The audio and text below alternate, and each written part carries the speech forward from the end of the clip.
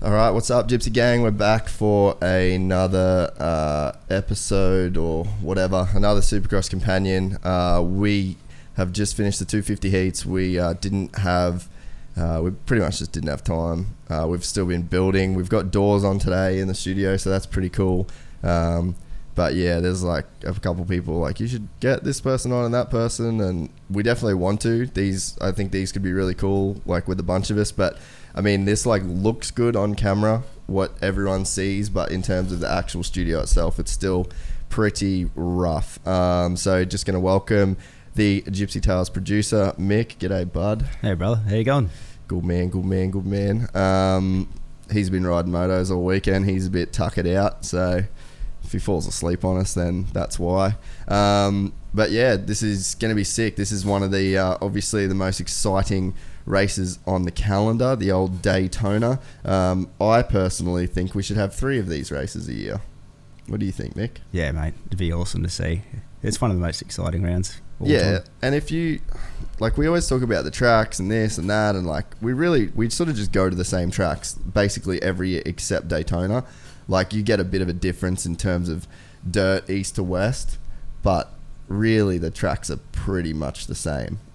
So that's my vote. I'm throwing it out there. I want 3 Daytona style tracks a year. You could do it at Charlotte, because that's where they do the World GP there. Charlotte would be good. What about Triple Crown format at Daytona? Dude, Triple Crown at Daytona would be fucking gnarly. So yeah, Justin Cooper just won his heat race. Austin Faulkner won his. We did want to cover it and do it all, but look, we didn't get time. So not that we don't like lights, we love those boys, but that's it. Actually, I bloody messaged AC. I shot him a text and said, do you want to come on?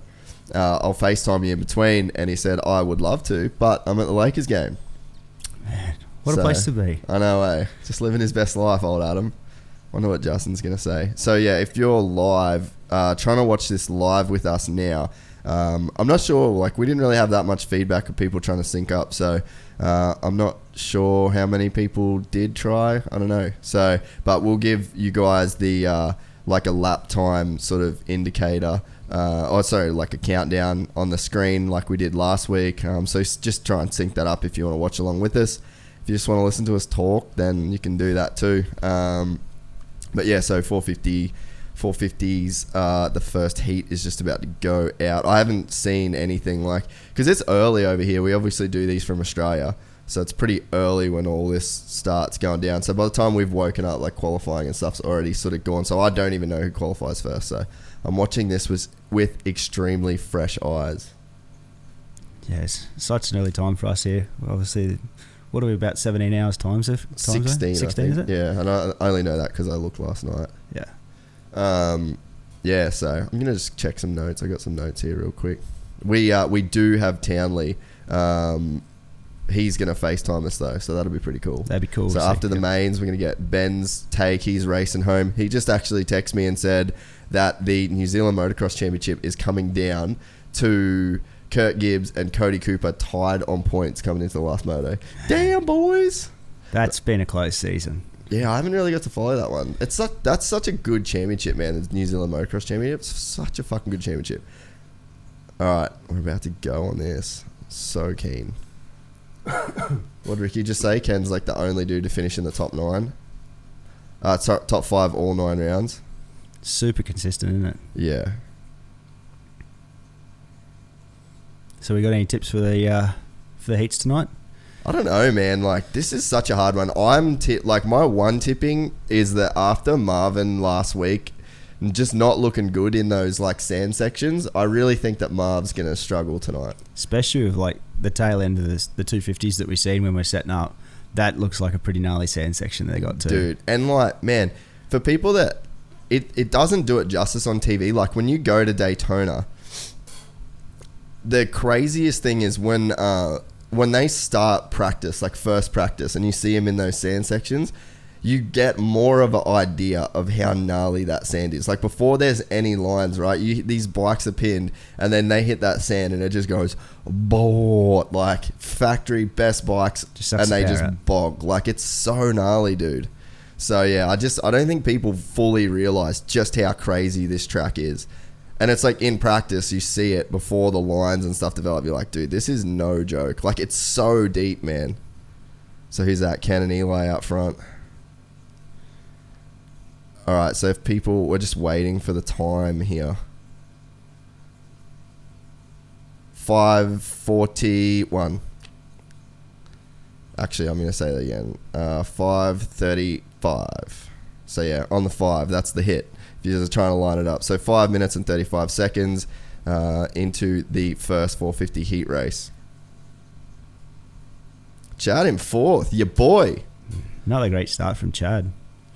Man, when he gets the starts dialed, like, he's really doing well this year, eh? It's just, it seems like it's either a really good start or a really bad start. And when he has got good starts, he's got good results. Yeah, he's been able to fight for it as well, hasn't he, when he's up there? Yeah, for sure. Dude, it's not like he ever would forget how to ride, man. Dude, Eli is Daytona, seriously. Mate, the testing back in Colorado, some of the hardcore stuff that they'd be doing there would suit him so much for here, wouldn't it? Yeah, dude. Look at that. He just flatlands everything too, man. Like, I think these are the kind of tracks that suit Eli, because he rides this same way on just a normal Supercross track, but I think that on a normal Supercross track, it favors finesse a little bit more. Like, you just see he slams into the face of everything. Like, he's not clean jumping stuff. He's OJing and just bulldogging his way through the track. Oh, dude, shout out to Shane McElrath, dude. He's on a 250 in the 450 class, and he's in 9th right now, so he's in a transfer spot straight away. He's got Bowers in front of him. Look at that too. We got Dean Wilson sitting up in 3rd too. Yeah. Great start out of Dino. Big time, dude. Did you see him ride at Bilzerian's house? Yeah, I seen the start of it. I haven't watched the full footage yet. Yeah, no, it's cool. Yeah. So who they got? They got Bogle, Plessinger, Osborne, Reed, Wilson, Roxon, Tomac. So that's from where McElrath is, sorry. So that's 9 backwards. I really do wonder what it would be like to race a 250 in this 450 class. Like, I could see it being not that bad except for the start, you know? Would you think like a bigger track like this would probably be one of the harder ones though? Like, nah, dude. I honestly think this would help it, to be honest, because you're not getting the out of the turns sort of, like, all this stuff. You're like carrying like big time speed. Like, you can actually build up speed through the rhythm section. Your corner speed as well. Yeah. And I feel like as we get later into the main event, which it looks like he's going to make the main event, I think that the fatigue factor would come into play. Like, that bike's just not going to tire you out as much. But he's doing 20 laps as opposed to his normal... 20 minutes as opposed to his normal 15. That's what they're talking about now, like the weight and stuff. He looks fine. Like, doesn't really look like he's getting dragged away. Like, he actually is looking like he could run up the inside of Bowers now. Having a good run on Bowers there. Yeah. I want to hear what Ricky says. I'm going to turn this up real quick.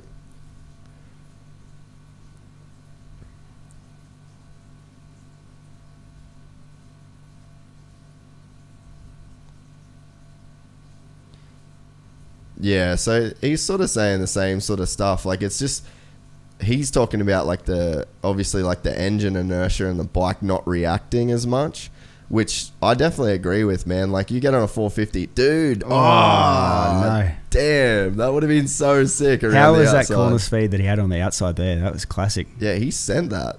That was sick. He's on a bit of a different rhythm now. He's got blows behind him. He looks faster than Bowers. Definitely. I think that is going to play into it a little bit, to where like you could be faster, but that 450 can just always do a little bit to keep you at bay, you know? Yeah, like, it's one thing to catch, but then you've got to get past. It's a huge part to it, isn't it? Yeah, I think so. But I mean, dude, shout out to Shane. Like, it's super cool to do that. And then he's having a great season in the West. And I mean, they've been testing outdoors. This is kind of outdoory. So it's like this sort of fits into a little halfway house between testing for outdoors and Supercross. So it makes sense. I could really see why he's doing it. Damn, Eli, though. if I'm Coop this tonight with Eli riding this good, like I could see this being a pretty important race for Cooper because he could really get involved in a battle with Eli that he doesn't need to, if that makes sense. Yeah, definitely. Like if Cooper is smart, because here's a fun fact. For the last 25 years, only 2 times has the winner come from a guy that hasn't had the points lead at Daytona. In that long? Dude, 25 years. And the last dude was James in 09. So history tells you that if Cooper leaves tonight with the points lead, he will win the championship. It's a crazy, crazy, crazy high percentage. Big statistic. Massive statistic, dude. And I don't know if Cooper knows that, but if Cooper knows that, then I'm just letting history be on my side, and I'm going to leave tonight with the points lead. What Coop does not want to do at Daytona is get into basically a pissing contest with Eli to try and prove who is the top dog. And all the stuff that we've said about Cooper, about like his strengths and what makes him so good, is that confidence and that swagger. But tonight at Daytona is kind of the race where that swagger and that confidence could bite him. Because if he engages in a battle with Eli Tomac at Daytona, like this is Eli's house. Yeah. This is Eli's stadium. And if Cooper wants to try and play that game with Eli, I don't think it's the move. I don't think it's the night to do it. I think you get on the box and then you take that points lead and then you let history take care of the rest. Pretty much. Yeah. And I just don't want to see Cooper get involved in a battle with Eli tonight if he wants to win that championship. No, especially at this place. Like, you see, look at Eli through this heat. He's so good here, man. And like, dude, this is the only race of the year where there's 23 dudes on the start, and the 23rd guy is just the track itself. You know what I'm saying? Yeah, for sure. Like, this is the one place on the calendar where you've got an extra dude you're racing, and it's you're there. battling. It's there every time, you know. Oh, Zach Osborne. Oh, I've done that before. That just got deep for him all of a sudden. He might have had to grab a bit of front brake. He was looking really good too. He was looking good, man. He was. Dude, how unforgiving is that? He basically had to double the entire way through that rhythm section. I wonder if he had to hit the brakes because of Chad. Or if he just starts... Nah, he just started crossing. So a cross strut by the looks of it, hey? Dude, I'm telling you, man, the sand at Daytona, that stuff it's not even sand, bro. It's its own thing. I don't even know what it is. I don't know where they get it. Doesn't look very forgiving. You look at that. That was... It's like quicksand. It's like that... Dude, it's like they got the sand from Jumanji. That's what the Daytona sand is like. It's like they got the sand from Jumanji. All right, so Eli Tomac, checkered flag, ya boy. Yeah, man, you just don't want to mess with Eli here. Look at him. Yeah, dude, it's great. There's Coop. Yeah, this is huge, man. This is such a big night for Coop. Like, he's got a decent points lead. I don't think it's... Yeah, get on the box tonight, leave with the points lead, and you're sorted. Like, we do not... If I'm in Cooper Webb's corner right now, I'm getting... Like, every piece of messaging that I'm saying is, do not get involved with anybody. Just race...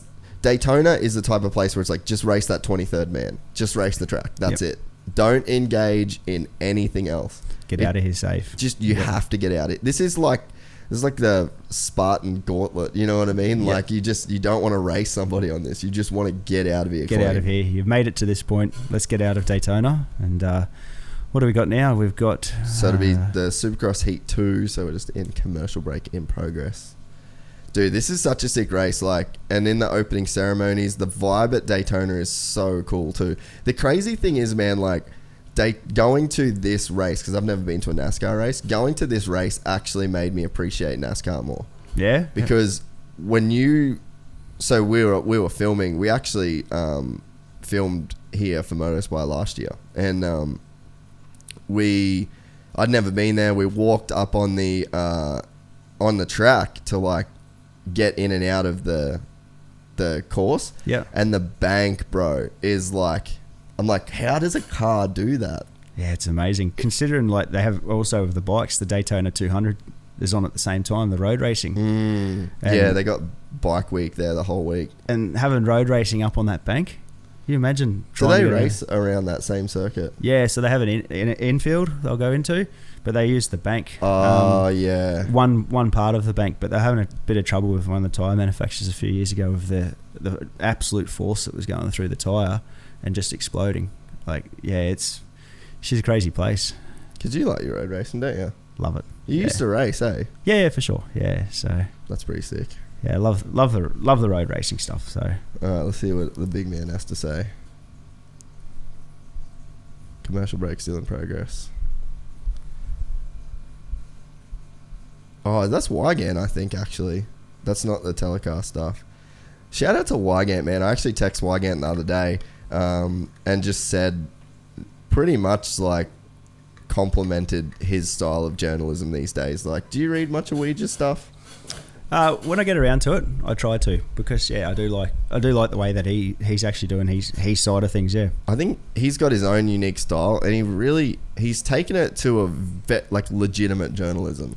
You know what I mean? It's not like I feel like journalism for a long time in a lot of action sports is really sort of broy and clicky, and it's like certain writers will, like the journalist would.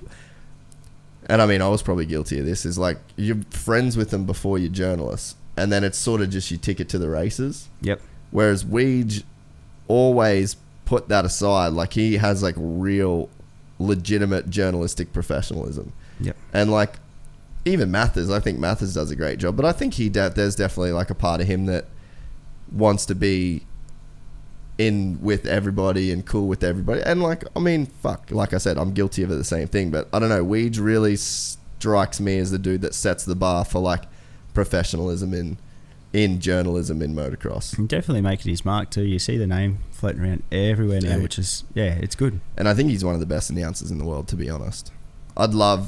Might not be super popular, but I would love, well, popular with like, I guess, people in the booth, but I would love to see Weege get a shot to do Supercross, because I think he just has so much knowledge, man. Like so much knowledge, such a great voice for the sport. I'd really like to see him in there for sure. All right, Eli, here he goes.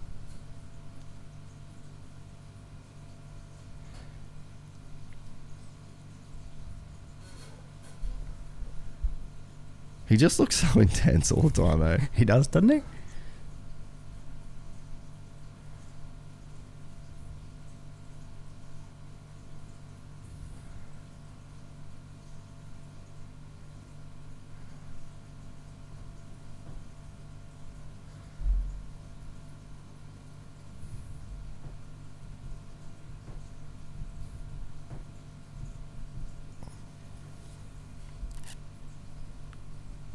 Dude, it's packed.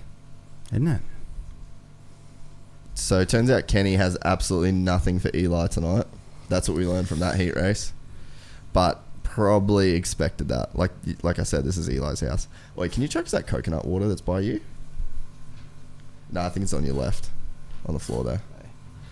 It might be old and shit, but I'm thirsty as fuck. Cheers, bro. I don't know how this coconut water's going to go. It's been sitting in here for a couple of days.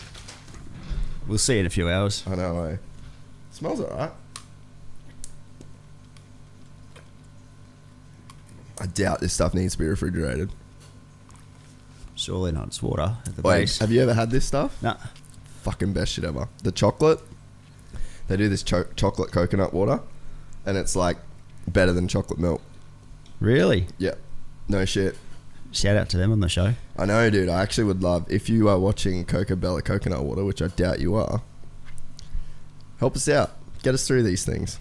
Justin Starling. Dude, he used to be such a good... He's from Florida, man. He used to be such a good amateur.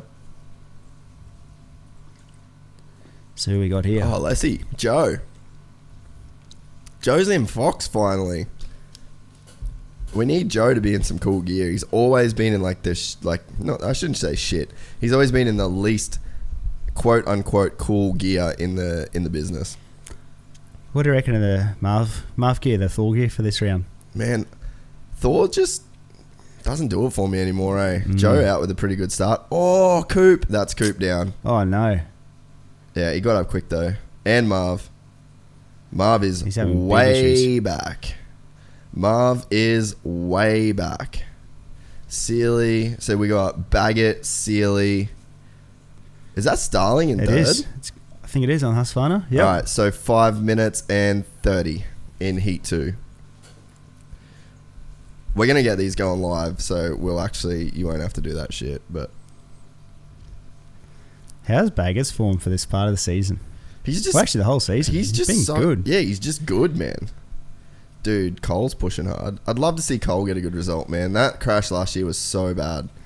It affected him for a long time, hadn't it, too? Like, you see him starting, like, midway through the season, getting more confidence back. Oh, no, that's Subi Reyes in third, so I don't know who that is. Ben LeMay, Hill, Savachi, Webb. So Webb's in a transfer spot. Gee, he picked that up quick. Dude, he had mad intensity. Like, it's funny, people always criticize Eli for not... Yeah, there goes Cole. Yeah, he looked aggressive, man. Like, really aggressive. Quick. Dude, that's a fast section. Look at that. Yeah, that's sick, when you dude. see a 450 bogging down so much out of that. Dude, Ricky, you did a good job. That's a sick place to have a sand turn like that. Just full brake, max power on a 450, just burying it. There's no other way to do it either. Sealy's looking really good too. Look at him. He's one of the best looking riders. Him and Christian Craig are some of the best looking riders ever. Style-wise? Dude, for sure, man. And I love that Sealy got 14. Like, because he is the modern day Kevin Windham. He's tall, he's super smooth, he's so stylish. I really do believe that number could not have gone to a better dude. Plus, he's on a factory Honda. And the way you see him in, like, you may have worked with him, I'm not sure, but the way you see him in the media, he just handles himself so well too. He's just so a cool, he's just a cool, nice dude. Like, that's exactly who he is. There's no fake shit with Sealy. Like, he is just that nice and that cool. And probably too nice and too cool at some points, you know? And that gear actually looks really good as well.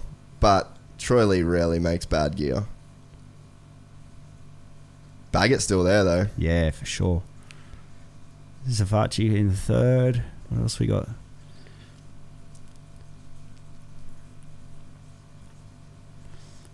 Webb up to fourth. Shut the front gate. Just chill, broski. Marv got up pretty quick after. Like, he was well back. Yeah, he was way behind Marv. So he must have had a good last lap. He's picked himself up to 8th now. You know what we need to get is when we get the internet a bit more dialed down here, we need to get you with the lap times so that you can actually read some lap times out to us. That'd be pretty sick. Here we go. A bit of heart rate. Yeah, that would be cool. Bit of heart rate action. What do we got here? 170. 171 for Coop. That's not that bad, really. Yeah, here comes Baggett again. Damn, the boys out front. Yeah, this is sick. Baggett never seems to ride dirty either. You got two guys up here that don't, hey? No, there should be a good battle between, like, clean battle. Yeah, Ricky just said that he could have forced the issue. He for sure could have forced the issue. But Savachi's so close, man. Like, you really don't want to be doing that shit. Dude, I could see Webb winning this fucking heat race if these guys get weird. Look at him now. He's got Savachi. Oh, he's just about to pass Savachi. Savachi, don't be a dick. Savachi's the one dude that could take you out at all times. I feel like they're pretty close in age too. Yeah? I feel like Savachi's probably a little bit older, but what's going on at the front? I just heard crowd noise. It's so sick how many types of dirt they always bring in as well. Yeah, these guys are battling. This is one of the best heat races of the year, really. For sure. See, let's have 3 of these tracks a year, man. This is so much cooler. Oh, way to nail that section, nice Cole. Section. Cole rode well last weekend too. Listen to those fans Here too. comes Savachi. Yeah, the fans are pumped, dude. This is such a sick event. This is going to be a 4-way battle right now. So we got 1 minute and 2 seconds to the checkered flag. Well, to the last lap. Spread over just over 2 seconds. Oh no. Oh, god damn, Webb is riding like he has nothing to lose right now. I feel like this is a critical first turn, though. Like, you really do need a good gate pick. Like, what Webb's doing might seem silly, but it makes such a big difference come main event time. I really, really think, though, that Webb just needs to race for second tonight. But on the flip side is, like, you could almost... If he beats Eli at, like, Eli's track... Dude, look where Marv is. Marv's back to 5th, so I'm going to eat my words on saying that he's going to struggle tonight because, dude, Webb, what? Oh, bro. Holy fuck, Webb. Don't do that. See, So that's what aggressive. I'm saying, bro. You can't... And he's still going for it. Look at this. Dude. Oh. He's doing way too much right now, man. He obviously feels amazing, though. Final lap. Dude, this has been the best heat race of the year. So he's going to try and slingshot around like he did with... he's running that inside line. Dude, just chill, Coop. And this track, look at the lines it's offering too. Yeah. There's 2 or 3 lines in nearly every spot. I wonder if they're better, though. I mean, there's always one fast line, but you're right. There definitely is passing options. Webb don't give a fuck, bro.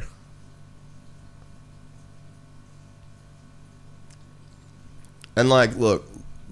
Holy shit.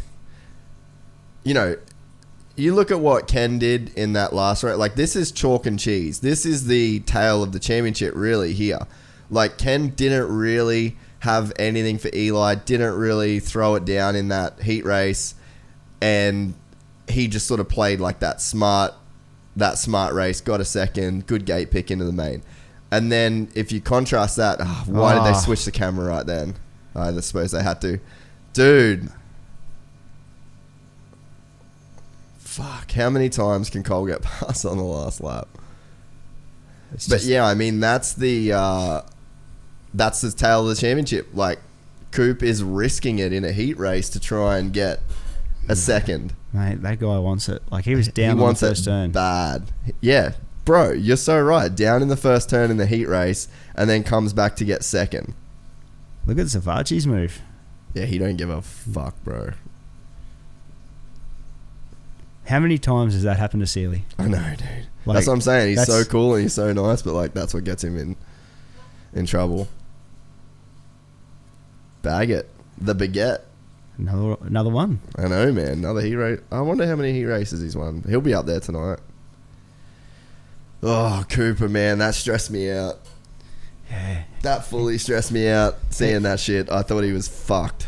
How confident and comfortable must he be feeling? Like, you see him coming through that. He's just pushing everywhere. And he looked more comfortable tonight than what he did at the main event last weekend. Last week what I mean? wasn't good. Like, that was a battle, wasn't it? Yeah, he really had the battle. Obviously he won, but it was a battle to get there. Well, we spoke about that. Like, that's a really good sign that he won even when he wasn't feeling awesome. Yep. So yeah, to even win on your worst. But that's what they say, you know, day, championships are won on your bad days. Yep. Let's see how Chad's feeling. See if we can get a text back from the big dog. Fucking name dropping.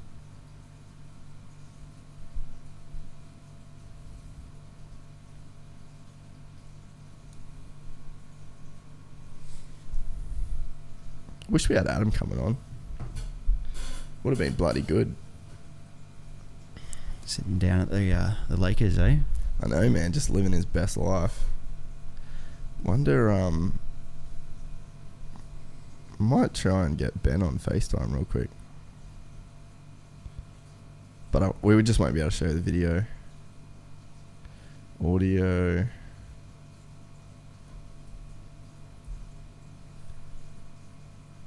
Ben T. Yeah, here we go.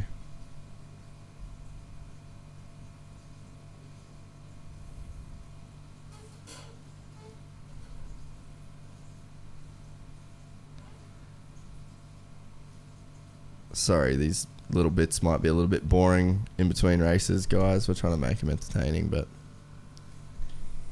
it must be still the race. Ben's at the last round of the New Zealand Nationals. Nah, no good. We'll call him back after. I'll just message him. Hey, have you got the charger for your laptop? Yeah. Could you hook it up? Because this thing's about to go flat. For sure. Thanks, bruh. Maybe we'll probably just cut these, I reckon. So it's just... Oh, here comes Ben.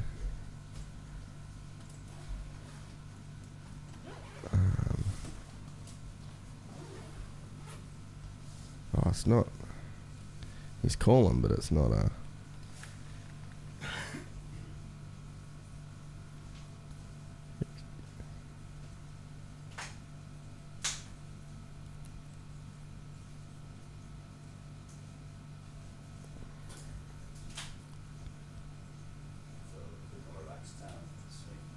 What's that? Yeah, you sound really good this week. Thanks, bro.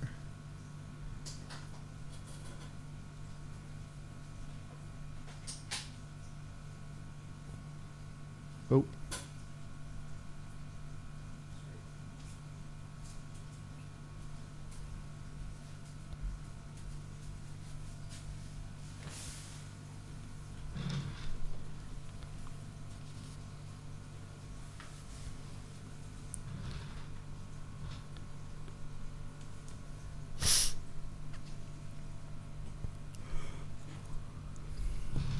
Oi, bro.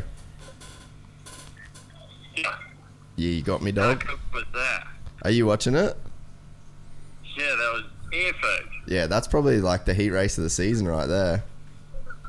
That's like how racing should be in Supercross. Dude, I totally agree. How's Cooper, man? He was down for like a long time too.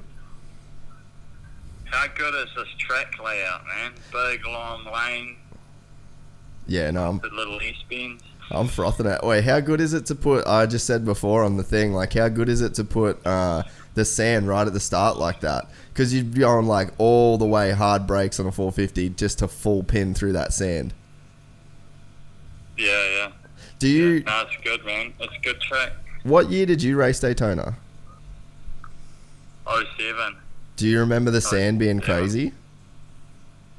Yeah, it was wicked, man. It was the best race of the year for me. Like, just wanted to go there, you know, watching it always and wanting to go there. It was so exciting, and then I won it, so I was pumped. Did you win it in 07, you bloody savage?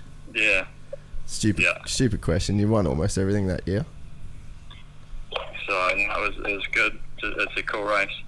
What do you want to do tonight? Like, when do you want to do it? I'm ready to go whenever you want. You're on now, bro.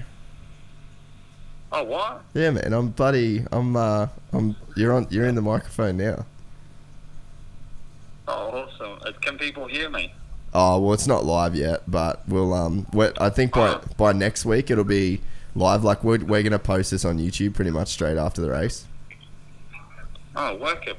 Yeah. So, but no, I just I've thought. been looking forward to doing this, for a while. Yeah, man. We've been talking about it for so long. It's just been the studio, dude. Just trying to get the studio ready.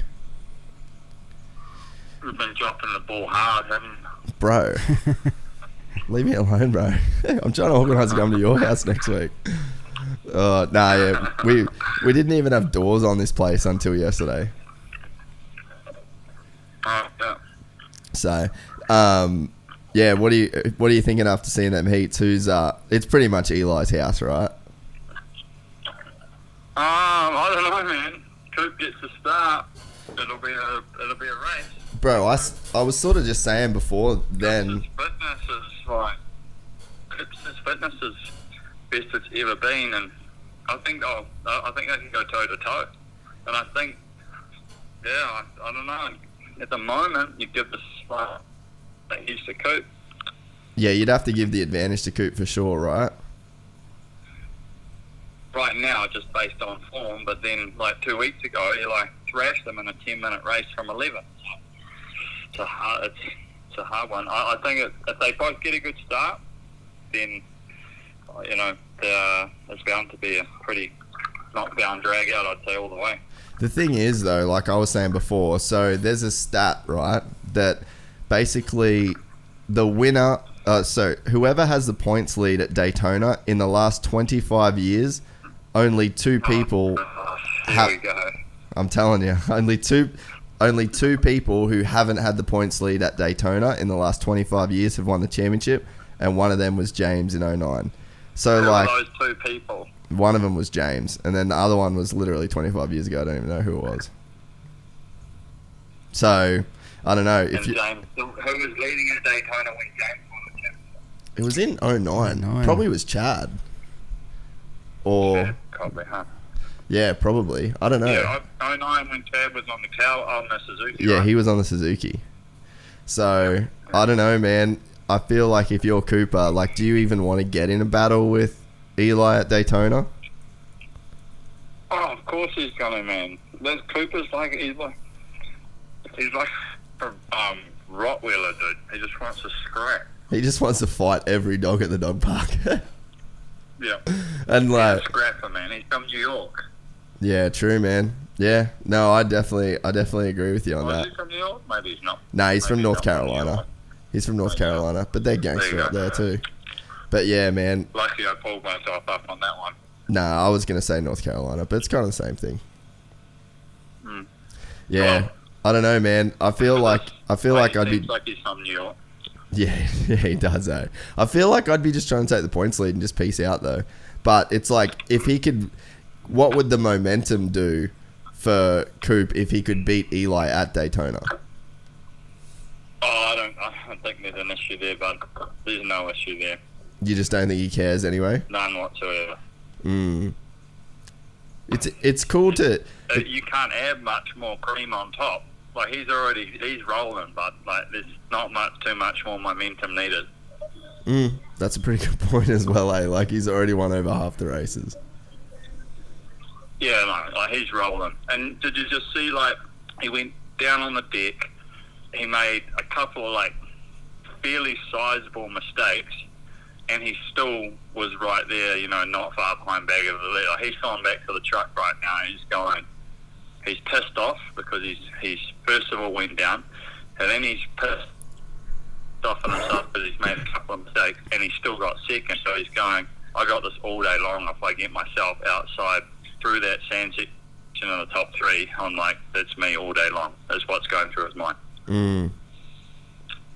Yeah, definitely, dude. And what about that little OJ over the bars sort of near miss that he had? Like, does that stuff phase you when you're in the heat of that? Like, will that enter in his mind at all and be like, man, maybe I should just back down a bit? Or you just don't think that? Nah, maybe just only at Daytona, because what happens there, like the way that the track breaks down, you've got to be mindful of the line choice a lot more than most supercrosses. I mean, some of the supercrosses on the East Coast get pretty gnarly, but obviously Daytona's like, that's real extreme, and you just got to be a little bit smarter with the way that you, first of all, the way you attack those lines, and secondly, the line that you decide to take, because you've got to respect it a little bit more. And just did you see that, like that one time he took that right down the left hand side of those moguls after that long rhythm lane? Like, that'll become faster and faster, because it's going to be probably the smoothest line, and he'll be off to just little things like that. You're going to start to see them really, and Coop's really, really good. That's literally what won him the main event last weekend, is how tight he was going before the finish. So he's so good at picking up on those tight inside lines. Dude, so I think that will help out.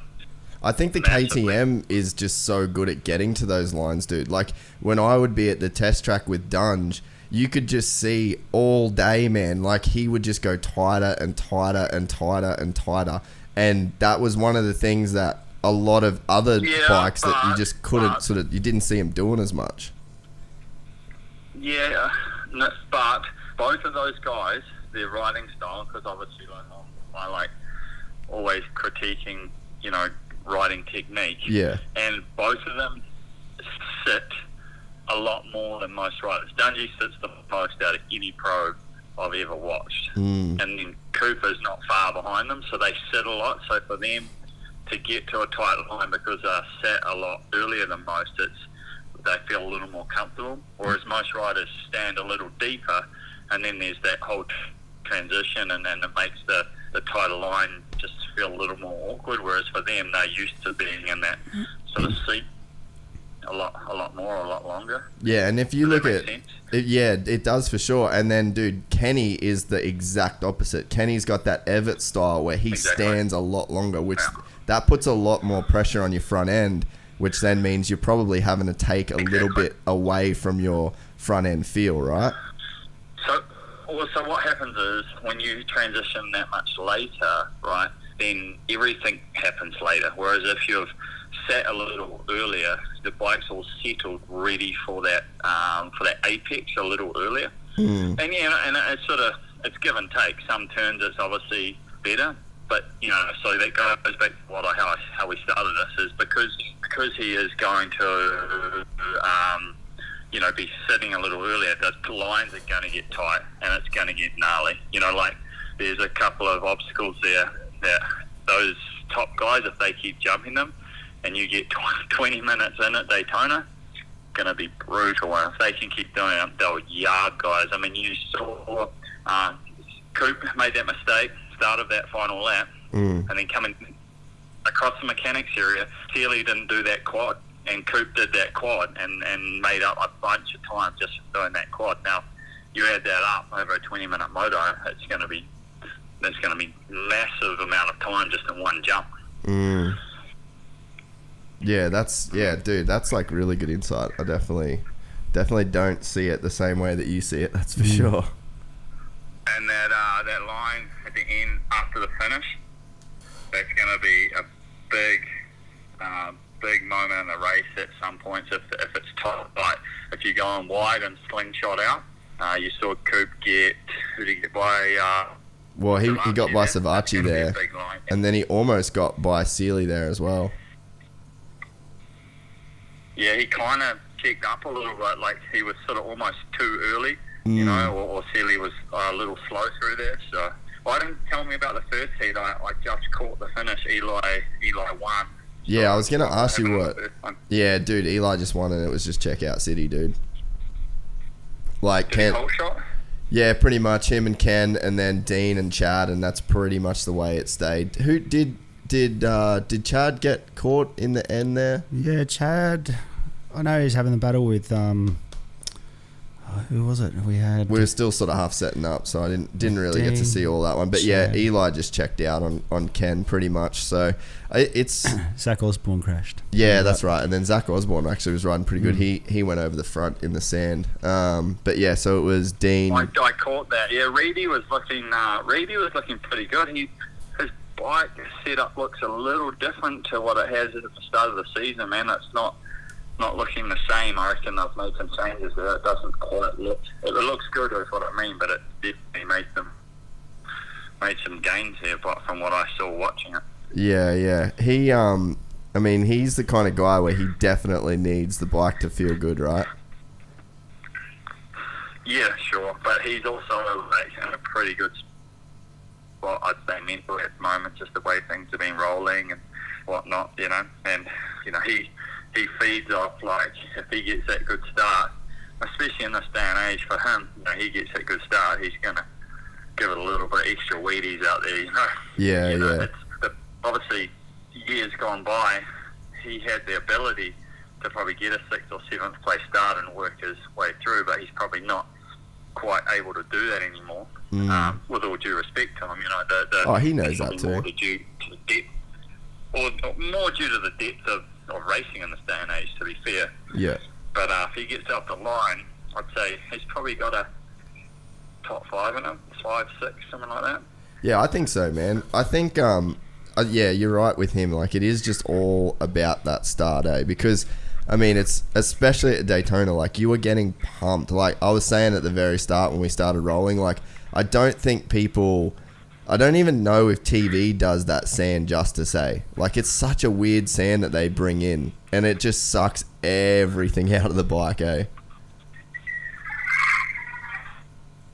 Yeah, it's gnarly. It's just, I guess it's the way that it breaks down is what makes it so gnarly, and it becomes more of an outdoor feel in the lines, you know, like quite a lot of chatter and holes, and it's just rugged, you know, like it is really sort of just rugged compared to most Supercross tracks, and yeah, so it'll be interesting. What about lights? Does Faulkner wipe the table there or not? Yeah, so Faulkner walked away with the first one pretty easily. We were setting up through that as well, but yeah, Faulkner sort of whole shot and checked out, and then Justin Cooper won the second one pretty easily. That dude, that's not a surprise at all. He's so fast, bro. Tonight I would have picked him to be on the podium. Cooper? Tonight, really. This is his type of track, man. Yeah, definitely. Yeah, he's one of the guys, like, you always hear people talk about how fast he goes at the test track as well. Dude, we just got to... Are you watching it now? No, there's something on right now. Yeah. Go back to the screen. Yeah, LCQ's on. They just had a bit of a bingle in the first turn, pretty bad, so they just had to red flag the LCQ, which sucks.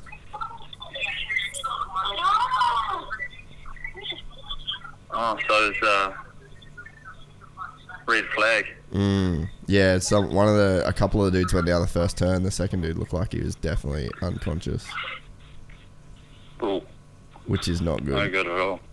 How much did you like? Obviously, the bike setup is like a big thing for Daytona. Like, how much did you actually change the bike setup when you raced it? Yeah, it's real interesting. So I remember asking Bones about this at the back when I raced there, and he told me they sort of went about 50% between my normal Supercross setting and an outdoor motocross setting, about halfway between these settings. Yeah.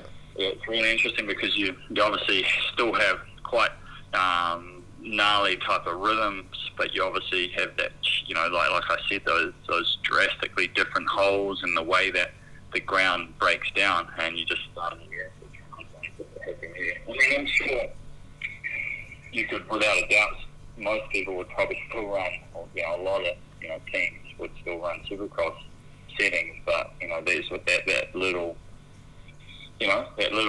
extra 10% that you're looking for, and we obviously made that change just for that round. We also I think, well, I was probably in a pretty luxurious we had a track that was designed to do sort of 50% of the Supercross track, and then you'd jump off and you'd have a rugged sort of outdoor section on the motocross track for about 30 seconds and jump back on the Supercross track. And that to me was obviously, there's the suspension setup adjustment was helpful, but that was really helpful to me because you've been riding on a clay track, for starting in October all the way through to what are we now? Start of March, and just trying to get a feeling of hanging, letting the bike sort of move around and be a little bit looser. That to me was a big benefit leading into Daytona for sure. Yeah, and the track I rode was a real. I don't really enjoy the layout at all. It was kind of had these really two little dog legs in it, and you went in like a rhythm lane, and then you did a 90 left, step on, step off, 180 right, step on, step off, and then back into a rhythm and whoops or something, and then 90 on, off, 180 on, off, 90 back on. And it had these, didn't have much flow to it. It was kind of a real, wasn't a very enjoyable layout, that's for sure. Yeah, okay. Yeah, so that... But Daytona serves that up, that's the thing about Daytona, it's sort of not your typical type of a racetrack, Yeah. I think, that's one of the things I was going to ask you next was if you... Because nowadays everyone does that, basically makes a Daytona track. I didn't know if you guys did that at Ricky's back then, or maybe was it publicised that you guys did that, or was that sort of still on the down low? No. They kept it they kept a lid on things back then for sure. But yeah, I don't know. I think most people did it. Well, most of the top guys, I guess, and then I was in that position where I was riding at RC's place. So yeah, I guess most of the top guys did. But from what I see now on Instagram, I mean, just about everyone does that now. Yeah, pretty much, eh? So I guess, like, if you it's like you almost, your bike's, when it's 50% and it's in between a motocross and a supercross, like, you're never really going to be able to get the bike all the way where you want it, but is it almost more valuable that you just get used to it because you sort of are going to know what the bike is and isn't going to do? Sure, and that's where, like, you've got to become comfortable with being uncomfortable a little bit, if that makes sense, and just trying to, let the bike do its thing to a certain extent and really, not be too precise. I guess that's where you'll see guys like Eli and Cooper, where they're able to, just let it hang out that little bit more and not worry too much about the precision. Just as, I guess, from what this track looks like, there's probably quite a lot of precision involved in those big rhythms. Yeah. Then there's, also a good percentage of track that's quite sort of rugged and gnarly, though. I mean, those whoops are really quite gnarly from what I saw. Only seeing that second heat race, they look pretty gnarly. So Cooper Webb, he looked pretty average for me. Average last weekend as well. I'm just wondering if, that's sort of, something for him that he probably needs a bit of work on at the moment by the look of it. I was going to say, well, we sort of said it before that last week, like, he didn't look good when he won, but he still won. But I think he actually looks a bit better this week than he did last week even. And the track's worse. He last week, he literally won from a couple of lines on that entire track. One being the turn before the finish. I still am in disbelief that Marvin and Baggett didn't catch on to how much they were losing in that one corner. They were literally faster than him on 80% of the track, and he was good from the end of the whoops, from the last whoop, turn through that turn, over the finish, go under the bridge, through the tunnel thing, round that bowl thing, and then as soon as he landed that they were faster from there all the way back to the end of the whoops. Yeah, 100%, eh? Just didn't put themselves in a better position, so they were never going to pass him, right? Taking the line he was taking before the finish. But if they'd taken that line, they would have put themselves far closer to being in a better position somewhere else around the track, and they would have put more pressure on them because they would have been closer. But they kept persevering with going wide, and instead of following, and I'm not I always say, like, it's good to, and everyone says it, you need to don't follow and make sure you look around for other options. But clearly there they were losing time. It was just an absolute no-brainer. And but like you said, he wasn't amazing, but he got the job done for sure. Yeah, and Marv could not figure out that under the tunnel and then the section behind it. And I think that he was trying to change those lines for, the first part of the race before Baggett got him, so that he wasn't, like you said, don't follow. But then the moment that he went back to follow Cooper, he pulled right up against him, right up behind him, because he was, like you said, faster. But then he ate so much roost in that turn that I think he lost so much time again, and then didn't want to go back there because of how bad he got filled in. So it was interesting. It was a very, it was a real chess match, that race, and I don't think any of them, I think Cooper was the only one knew that he was playing the game. I think the others were just trying to race him.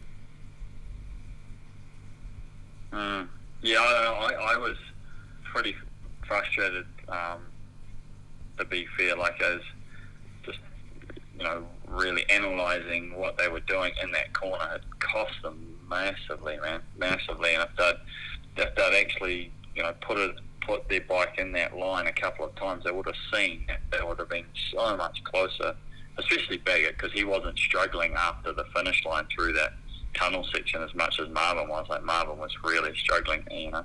Well, that made me think that coming into this weekend that Marv was going to struggle way more than what he did, but he looked really good in that heat race. He was down a lot longer than Coop was, and he finished 6 seconds behind. So really, he was. I mean, I wish I was just saying to Mick before, we need to get some lap charts going so Mick can watch the lap times. But I'd be very interested to know. I need like 3 screens, man. Like, bro, I know, eh? All on like headset, the whole lot. Like, people just in my ear. Wait, what do you reckon about this jump? Or do you reckon anyone's going to do that Stewart send over onto the start line? I thought Coop looked like he was about to do it on that last lap, but then he didn't pull the trigger. I'm too scared for Coop, bro. Like, I just want him not to crash, dude. We need someone like, dude, you know who could do it? Justin Hill. Yeah, he could pull it off. What's up with him this year, man? Bro, he's nowhere. I don't get it, eh? That like Orlando Supercross last year. That was one of the best debuts on a 450 I reckon I've ever seen. Yeah, it was amazing. Do you remember the line? Can we just talk quickly about Mitch Evans, real quickly, if you're talking about debuts and the best ever? Bro, go for gold. Take it away, mate. I've jumped on that train like I've picked up a ticket and I'm on that train big time. Did you get a first class ticket? I'm up front, right behind him, dude. Like, just sitting right in the catbird seat behind him. Dude, that kid has like he's Australia's Cooper Webb. He's the cockiest little motherfucker you'll ever meet in your life, but he's also the perfect balance of like actually a good dude at the same time. Yeah, I don't know him. I wouldn't know him from the next guy on the street, mate. I wouldn't even know what he looks like. But to me, it was super, super impressive to be able to do that at your first ever GP. I know he's been to the Motocross of Nations, but still, like, you know how honest I am. He's probably on the slowest bike in the field. And dude, he's a really big kid, eh? Like, he's like 6'4". Yeah, right. Yeah, I remember watching him last year. I went to Raymond Terrace. And I remember watching him race there, and he was good. Yeah, well, I think he might even qualified first that day. Maybe. Oh, look at this! Oh, no, didn't get him. Yeah, so to me, that's impressive, man. Like, to go and start the World Championship for your debut race, and especially on that bike, it's certainly no KTM or Husqvarna, that's for sure. And yeah, I tell you what, he'll have a factory contract under him in no time. But someone had said to me that he was locked up for like 3 years or something. But with that Honda team? I don't know how true that is. Yeah, I don't know. I guess Honda in general, I don't really know. But I mean, there'll be KTM or Husqvarna will be all over him, right away. Dude, so he's Jackson Richardson's cousin, right? So he grew up with us in Cairns. Oh, mate, all of you guys are related up there. Like, everyone I talk to is cousin. One of those. Hey, set up. He's my cousin brother, eh? No, yeah, so Mitch, like, dude, he's just a gamer. Like, that kid is the ultimate, like, game time. The thing with Mitch, and this is why I think that, I just don't think you can put him in a big enough situation, if that makes sense. Like, you get guys like that, and I think Cooper's kind of like that, where it's like you can't put them in a big enough pressure cooker of a situation like that. They just crave that shit so hard. And Mitch has that full, like, wants to be the underdog and then wants to be in a big situation. I think that's why you see him. He'll do well at Motocross of Nations when he's not expected to. He'll podium, in his first ride. Like, that's just the kind of guy that he is. And for whatever reason, like, I don't know, maybe it was growing up with Jackson being his older cousin and Jats was winning all the Aussie titles and stuff like that. And I don't know, maybe he just always had that guy in front of him that he was chasing, and he always he just lived in that underdog sort of spirit. But man, to go, like, I was so stoked. I didn't know what to expect from him. And I can't say I expected a podium out of him, but I'm definitely not surprised just because I know him and his mentality, Yeah, I don't know. Like I said, I don't know him at all, and just seeing, you're going fairly fast if you out-qualify Dean Ferris. Let's be honest. But yeah, it's really impressive, and I think that he's got a massive future. Let me ask you this: how old is he? Because you know that rule they have in the World Championship. So what's his deal? How many years can he race MX2? I want to say he would be about 21. I don't actually know because I know he's younger than Jats, and last year I think we had Jats as 21st. So I think he's under. I don't think he's 21 yet. I don't know. I could actually check. I should have a quick look for you. Yeah, interesting. Jump up on the old Facebook. I think the quicker he gets on a 450, the better, though. But I mean, do you think that a guy like him should stay in the lights as long as he can? Because he's a big kid, man. Yeah, right. Yeah, I mean, sorry, my son just walked in. I don't know. It's a pretty the depth of MX1 in the World Championship now, or MXGP. You've got 2, sometimes 3 factory bikes per brand. And it's a lot of depth. And if I was to give advice, I would say to him, don't go into an MXGP ride until you can be on in a factory spot, one of those slots, because you've got to have the backing in that class to be competitive, in my mind. That's what I saw mine last year and there in 2016. Yeah. Suzuki was, on a pretty old model at the time, and they weren't putting the backing, the resources into it. And it blew me away what Honda, KTM and Husky were doing. Kawasaki, obviously not quite on that same standard, and then obviously Yamaha now is. So you've got those big 4, and then Cowie sort of behind them. Suzuki's obviously not even not even in the combo. Yeah. So my point is, you've got to be on one of those teams, and one of those 8 spots that is, or what is it, 10 spots that is available right now. And if you are, you've got a shot at really having a good go at it. But yeah. If you don't have that, it's really hard. I mean, like, you look at Tommy Searle, he isn't on one of those rides, and he does fairly well, but I believe that if he could get onto one of those bikes, the resources behind it would just make that little bit of the difference that's needed. I'm not saying that it can't be done, but just, No, I know what you mean. You really, that's ultimately where you want to be. And everyone, obviously, that's common sense, but to really... well, you look at, like... Just the rider... Yeah, and Caleb Ward went over there, and he wasn't on the factory team, and we saw Brendan Harrison go over there, and he was on, like... It was a team, but it wasn't, like, the factory sort of team, and it just never really works out all the way, does it? Yeah, no, for sure.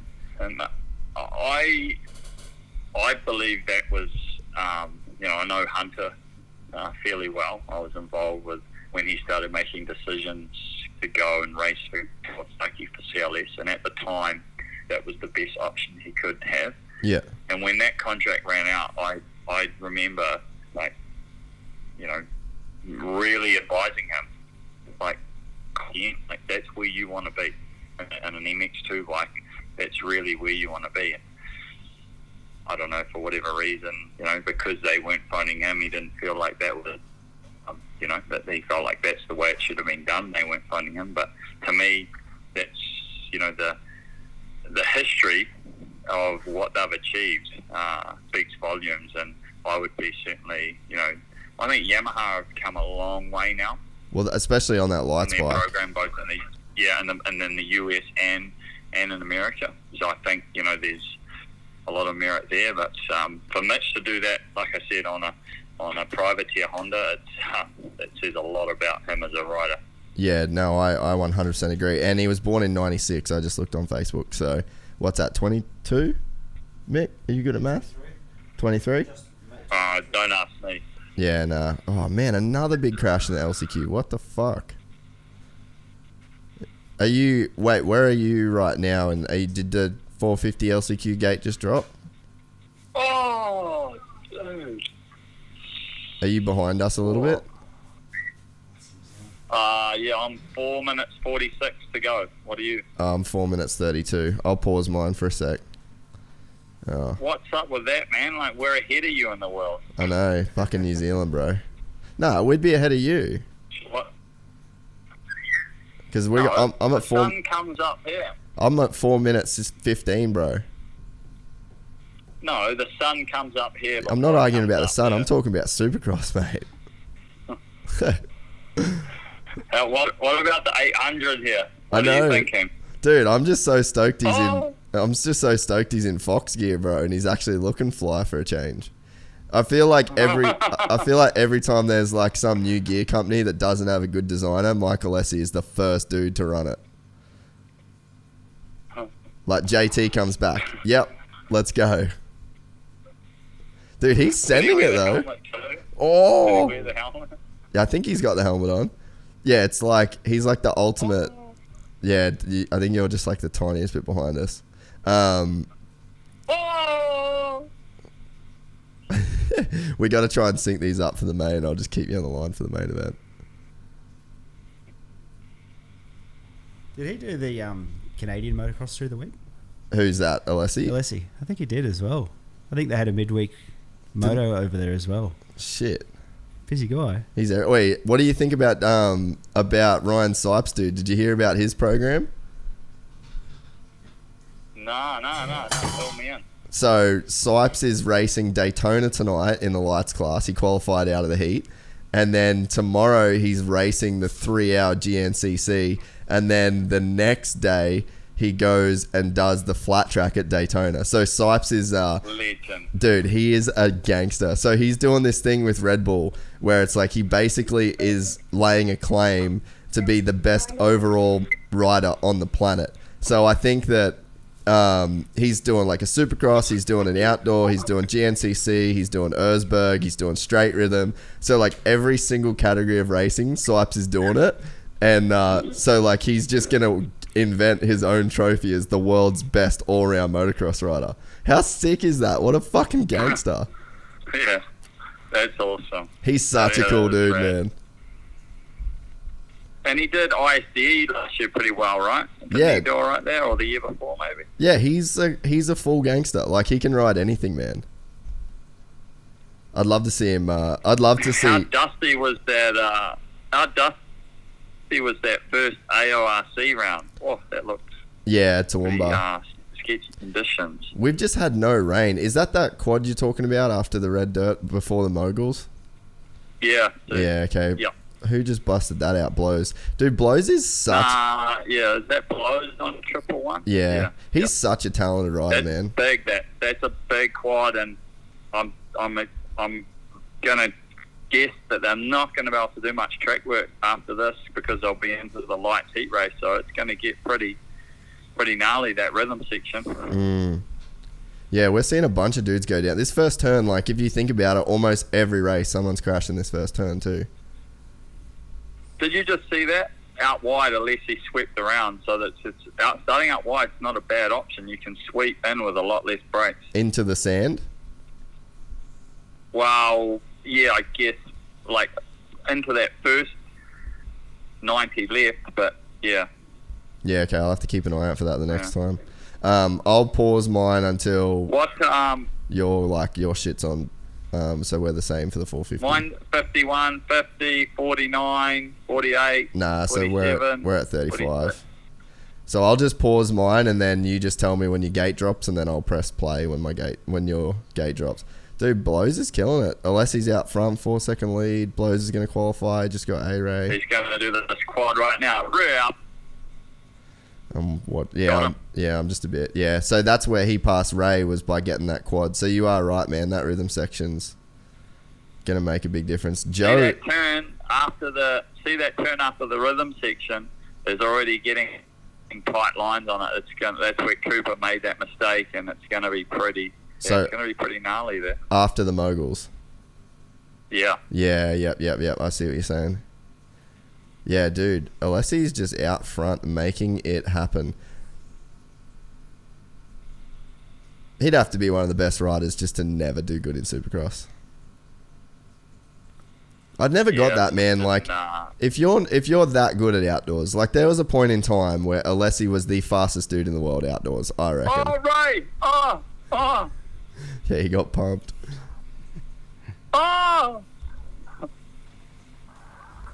Oh, dude. Oh, it's weird living in the future, bro.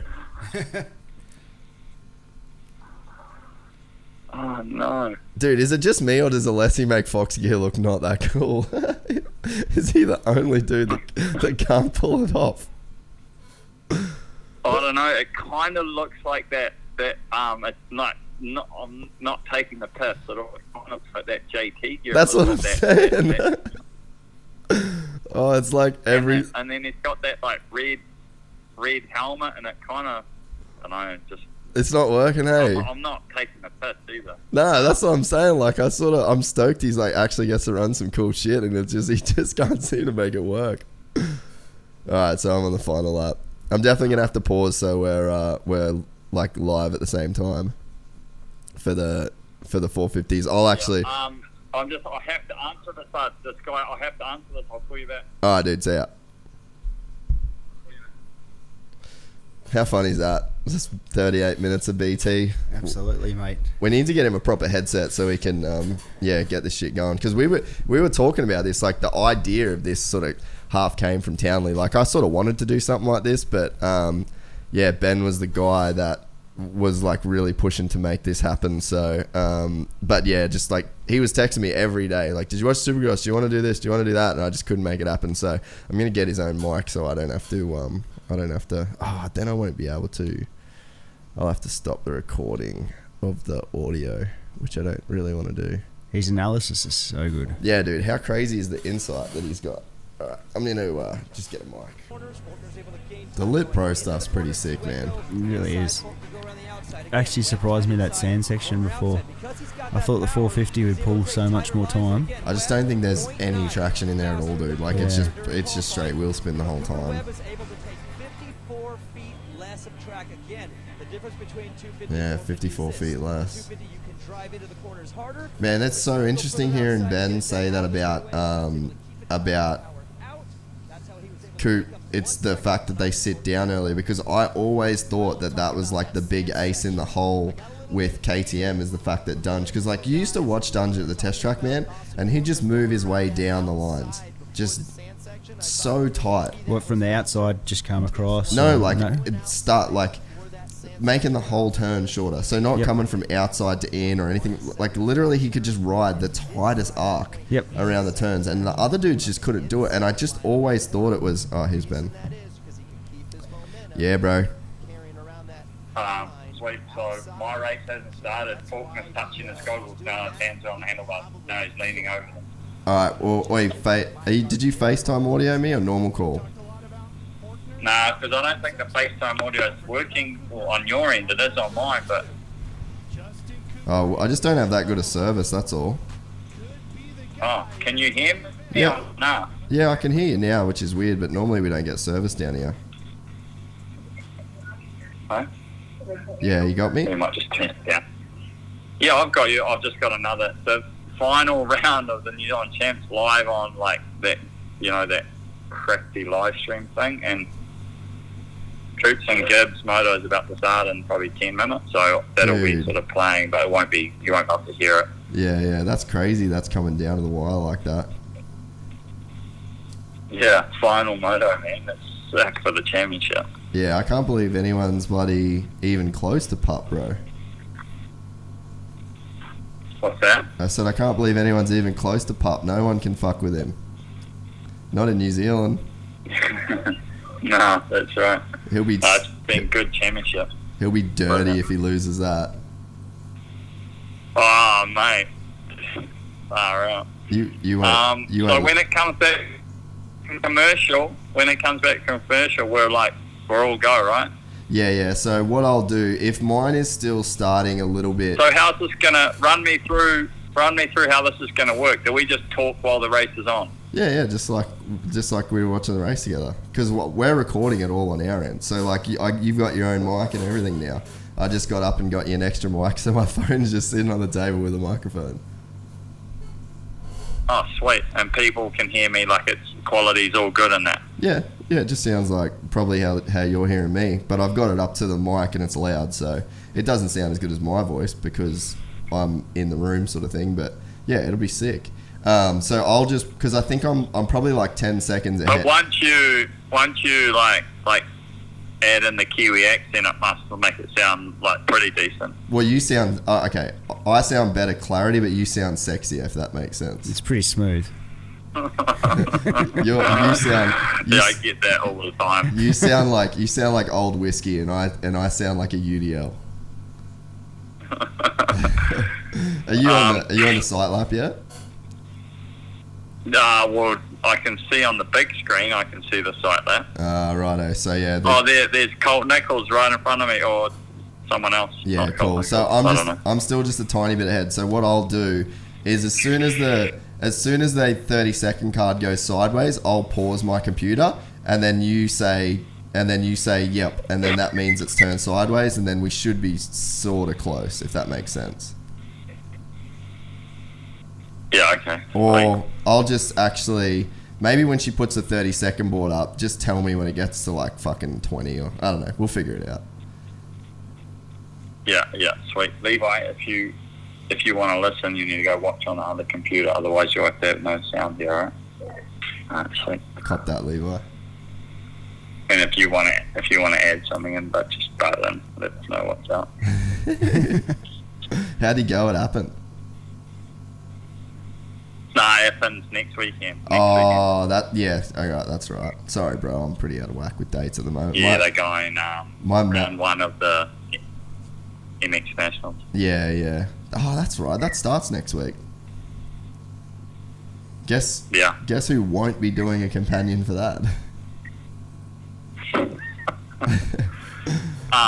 Don't record this or put it on.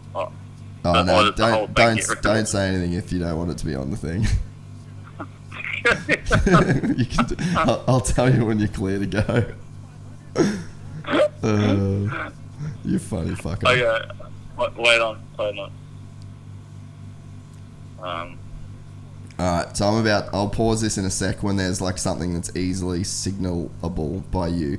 But I think what we'll do is just wait for like the 30-second card, some kind of, maybe like 25 or something, and then you just count down the 30-second board and I'll just press play when it hits it. Yeah. So like, because I'll be a few seconds, so that's what I might do. Hopefully because normally they show the 20-second card, but if not, I'll just pause the gate drop and then you just shouldn't say gate drop, but dude, that's cool. Jordan Bailey's in this. He's a cool kid. Have you had anything to do with him? Are you asking that to me? Yeah. No, I don't even know who he is. Oh, he's cool, man. He's actually a black kid too. Like he's sort of the next gen of. See the guy wrenching for him. He's African American also. He used to be my practice mechanic. Really? Yeah. Brandon. That's sick. All right, Justin Cooper's on screen now. So yeah, you're still just a tiny bit behind me. But that's. I got Sexton. So I'm assuming now Cooper right now. Yeah. Okay. All right. Cool. So yeah, I'm just gonna pause and play. Yeah, it's about 12 seconds, I think. Yeah, Mick's just counted up 12. Oh, can you hear Mick in the background? Nah, not every now and then. Yeah. Okay. Yeah, because I'm like the phone's close by you, so I'll what we might do, man, when I'm at your place next week, and we might get you set up with like a bit of a setup so you can actually. All right. Yeah, we'll figure it out because it'd be sick to even do some of these where for the MXGPs and shit. Oh, dude, anything. I love this. I think it's gonna be good. Like, hopefully, I can add some really interesting insight for people, so they can. Because I'm gonna tell it how it is. Yeah, and, for sure. I don't know, like gate 1, man. And it's pretty tight. 30 boards up. It's going to go sideways on my screen right. All right, so just tell me when the gate drops, because the gate, I just paused at the gate drop. Oh, okay. They're looking down. It's going to drop right now. All right, done. Ooh. Oh, I got the whole shot. Faulkner with the whole shot. Out. Dude, man. Oh, the sweep. Was that Alex Martin That's what that went? I said to you. Yep, that's what you called, dude. Oh, that was Peters, bro. So Peters, Faulkner, and then Cooper. Dude, this is going to be a sick race. Oh, look at that slide coming into there. Dude, they are pushing. So we're at, I'm just going to say the time just to line up for our cameras, 14:25. Yep. All right. Dude, Cooper's pushing hard, yeah. There we go. Just made a mistake. I was like, he's pushing probably too hard. So this is where you Austin think... just did a different quad. Austin quadded out of that whole section. I haven't seen that done all night. No one's done that at all. Really? Okay, cool. I was looking at old Cooper, man. He looked like he was pushing a little bit too hard, and then he blew his feet off the pegs. Yeah, he made quite a big mistake. Oh, I see that he tripled into that section as well. No one else has done it at all either. Damn, dude.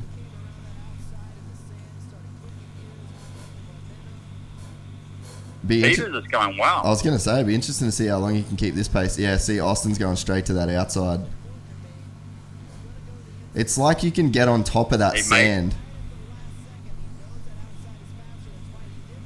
Cooper's right there, though. Oh, that was a mistake going wide after the sand. That's too slow after the sand. Cooper's going to get up. Oh, he shut the door on him. That was good racing, smart riding there. What's crazy is that, like, no one's really in the championship hunt, right? Like, sort of even, you know, getting in front of Austin by a couple of positions really isn't going to do a lot. Dude! Whoa! What the fuck was that? Well, see, he went in double, triple.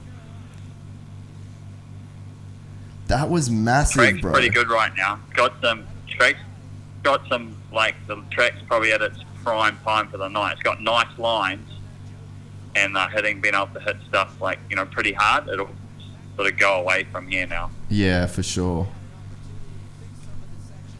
Dude, Peters is still holding it down. Yeah, big time. So It'll be interesting to watch this right now. See, he's going to sweep, and it's definitely quicker. He made up. Yeah. But he needs to start going tight here. Yeah, he has to stay inside. Again. Yeah. Because look at Cooper pulls it up on him. That's kind of like Marvin and Baggett last week. You know, he's done that twice. If he does that the next lap, that ain't good enough. No. How hard is it to change those but mid-moto, like if you've kind of already got your heart set on it? Wow, he doesn't need to anymore, does he? No. he can go to these. Whoa, dude. Man. Oh! Whoa! Holy shit! Holy shit, bro. That's, you know, it's your year, eh? When you're clicking, you're clicking. Oh, bro. I wish we had a camera on you just then, because I just shit my pants. Oh, and he tripled that again. He is fucking sending it, dude. Yeah. Bro, we thought Peters was holding it on. Holy shit, man. Dude, Sipes in 13th right now. Shout out. Sexton passed Justin Cooper. Yeah, and he's just about to get Peters. Dude, yeah, so Chase is on it right now too, man. Dude, this is sick. Why don't we have 3 of these a year? Like, they could do one of these at Charlotte, like where they did the MXGP. Why don't they do more of these style races, Ben? Yes, absolutely. Just a little bit more open and, you know, got that different style of riding to it, you know, where it's, I guess, you know, it's not so supercross, you know. And we, like, everyone looks forward to it every year, you know? Like, why not give people more of what they look forward to? But maybe that's kind of like Christmas, you know? Yeah, because it's only one day. Get it once a year, and that's why we're, Apart from Anaheim 1, this has probably got the most other hype around it too, isn't it, Daytona? Yeah, I agree with that. Mick just said apart from A1, this has got the most hype. Yeah, sure. Hey, how did Brayton go earlier? Oh, I didn't get to see, dude. I didn't, I was sort of... Got him? Yep. So this is like the 3 fastest dudes are out front right now. You got Faulkner, Sexton, and Cooper. Like, they're the 3 fastest dudes in the championship, right?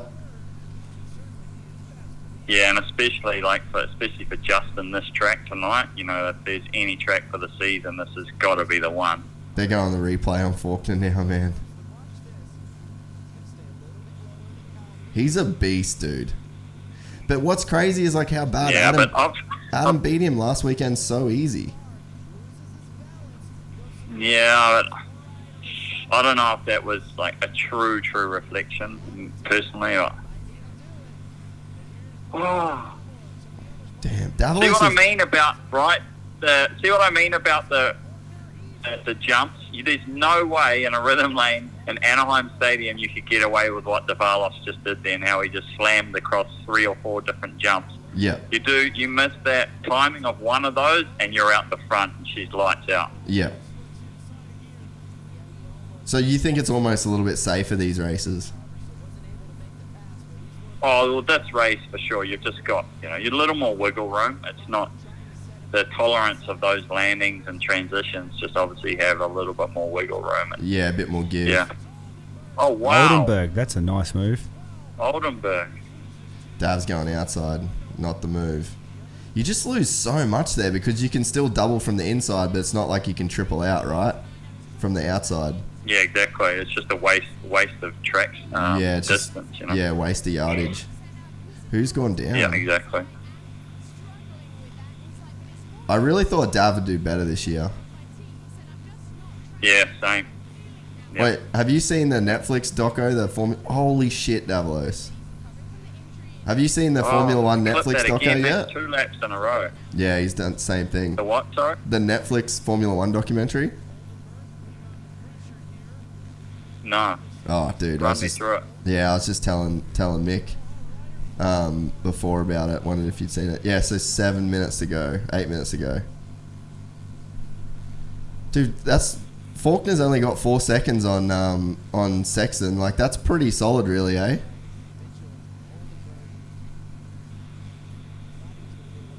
Yeah, it's pretty close. Yeah, he's sort of Sexton's bridged that gap, but it stayed there now. Once he made that pass. Look, outside, got the straight to the inside. That's what you got to do. Yeah, you called it, dude. So what's that? Oldenburg now 4th. Dude, Ryan Sipes in 11th. Can you imagine best ride of the season for him? Yeah, it could be, man. Dude, can you imagine if Sipes gets top 10 right now? A little bit of time delay, and I keep talking over you. No, it's all good. Here comes Martin. He's on a charge. Yeah, he didn't have a good start either, eh? He was fastest qualifier here last year, Martin.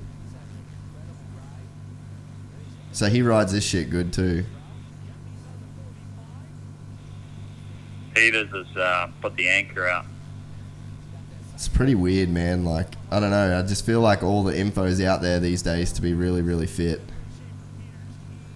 Like, what do you think about a guy like Peters? Obviously, he gets paid to ride. Like, he's not on the Alden program and stuff, but do you think that these days, with all the information that's out there and, like, the facilities and shit, that you can, like, you should be able to get fit enough, right? Yeah, for sure. I mean, I don't really know much about who this dude is or what he's done or where he's come from, but I would have thought that where he got back to 8th now, he whole shot the main. I would have thought he's probably could have been in the top 5. But you'd in have terms to think of fitness, he's on the JGR team. They've got everything in house that you could ever think of. Have you ever been there? No, I actually haven't, but they've got like their own gym and trainers and all that stuff, right? Oh, like everything you could ever need. Like everything. Yeah, see, that to me, like, I mean, it's obviously easy to sit here. I'm in a fucking comfy studio with the aircon on, but like, I'm not getting paid to ride and on a factory Suzuki. Like, you'd think that you'd expect that if you whole shotted any race as a factory rider, the worst you could get is 5th if you don't crash.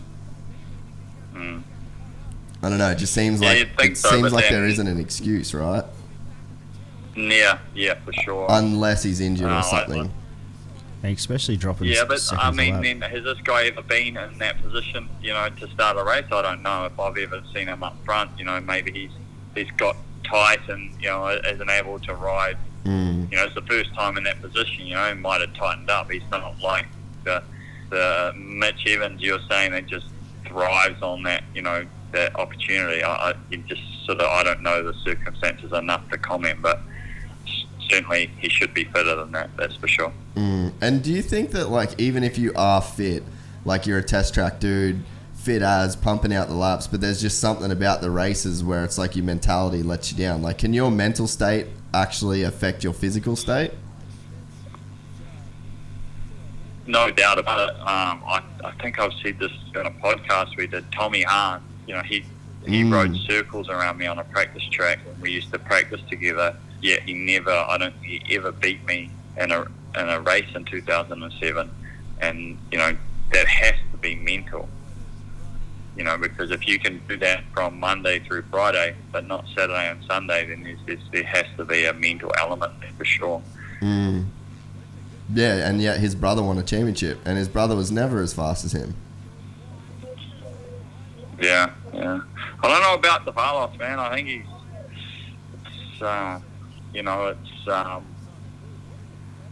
on one of the best, clearly one of the best bikes, the way Faulkner starts and has been riding, and he's, you know, I don't know, he hasn't really done anything this year at all, eh? Yeah, man, I think the old ship has sailed for Dav, unfortunately. I think he had a window where he was the man, and that window has slowly closed. And that's, I mean, it happens, right? Yeah, but did I read somewhere like he'd made the decision that he didn't get a 450 ride for this year, he was done? Like, I think I remember reading that. And I think Daytona's done. Yeah, sure. Those ruts, that's where Coop almost went over the bars. Yeah. That's interesting to see how much track work they do, because it's it's going to be pretty gnarly if you look at those ruts already. Yeah, dude. That turn especially, because that's going out of the turn, a continual rut all the way up the up ramp of the jump. And, like, it's pretty critical, obviously, to make that. How soft is it on top of those tabletops, too, where they're getting chewed up like that? Yeah, it does, because they're not all clearing and there's different rhythms there, so they roost dirt up on top of them. Yeah, so, that's what it looks like. Like, because there's different rhythms, it creates... sorry, I'm watching another script. Oh, how's the Nationals going? One race in New Zealand final. Gibbs has got the lead, and Cody is his first lap, and he's quite a way behind. Oh, really? Damn. Yeah. Dude, is this the like? Cody got a terrible start. Is this the moto like heaven right now, or are we just living in this blissful place of motocross on every screen? Yeah. But I'll get back to the main screen. No, that's alright. There's not a lot. So like where this guy is on the KTM right now, I've switched screen, but like you were just because asking they're about roosting. those top smokes on-offs. You know, that's that roost gets up there and it's pretty soft. You know, man, that quad's big, isn't it? Dude, and he looks so good doing it right now, doesn't he? Yeah. He looks as good as Adam looked last week. I said that earlier when he cut that tough lock, and when you're on, you're on. You know, it's you just feel invincible when you're in that position he is right now. You just look at him, you know, he's standing up, he's flowing, he's just in a zone, you know, and it's an amazing feeling when you're in that position, that's for sure. And does it feel different? Like, how different does it feel to when you're struggling? Yeah, I guess it's a mental state, you know, and you start to question or second guess what you're doing, and you're always searching, and it becomes pretty hard mentally for that perspective. Like, I remember 2010, so 2007 I had that great year, and then I sat out 08 and 09 through injuries. And in 2010, I came in, you know, thinking I'd go back to that 2007 form. And the last time I raced Dungey, you know, like I was beating the guy pretty pretty easily, you know. And then all of a sudden, 2010, I couldn't beat the guy at all. I don't think I beat him in a single moto that year, you know. And I was like, wow, you know, like you quite want to start to really question what's going on. And then you imagine where, like, so we were just talking about Davalos before. Like, it's been years since he's had a good season. Yeah. So it's like, imagine where he's at. Yeah, for sure. Yeah, and he's, you know, like he's been in some really good environments, team-wise, training-wise. You know, like it's all been there for him. I guess, yeah, you can't point the finger anywhere but yourself, you know. I've just seen the graphic pop But up on the let's screen. talk about this guy on screen because he's in the best form of his life, you know. I've been waiting for this. I kind of thought when this guy came out of amateurs, we could have another Ryan Villapoto. Yeah, I totally agree. That's, to me, it was sort of that. He was that sort of up on the edges, just, you know, pin it, win it type of dude. And yeah, he just hasn't been able to put it all together. And you know, he obviously is now, and yeah, it's well deserved. Dude, I agree. I think outdoors too, you're gonna see like an even gnarlier version of him. Yeah. For sure. It'll be interesting. Yeah, he's killing it, man. Dude, when we went to, I went to Costa Rica with him and Carmichael, and he was on an 80 still, and there was, dude, Faulkner with the dub, getting it done, son. Yeah, he's killing it, dude. Yeah, we were there. Burnout. Oh, yeah. Straight to the fence. Do it. Saturday is for the boys, Ben Townley. Look at that, Feds. You need to hook. If you don't hook Top Gear, I'm disappointed. Dude, is Mitch freaking out right now? Change up. Oh. Dude, he's so pumped.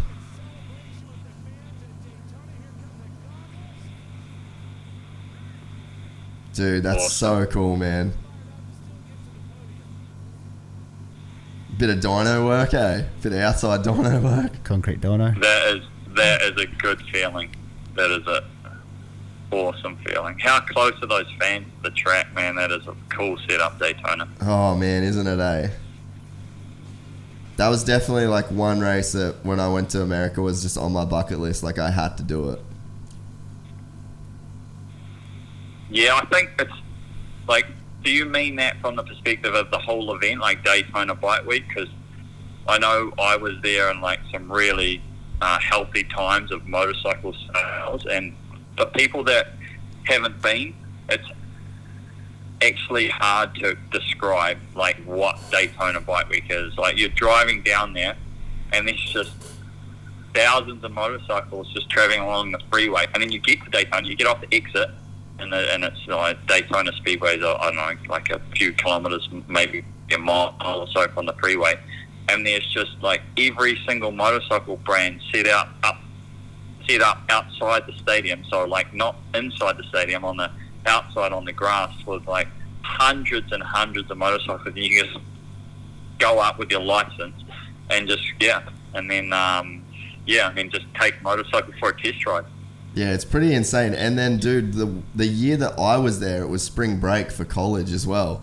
So we had like all the insanity of Daytona Bike Week, and then we had spring break, dude. So there was just like, there was people everywhere, man. Like on the beach was all the spring break college kids, and then when you went back, like we stayed right on the beach, and then when you just went on the street, man, it was 24/7 of just Harleys and all these motorcycles just riding past. And we went out to Razzles, which is like the famous bar there, and the whole vibe is just so sick. It's loose, eh? Did you go to Razzles after the race?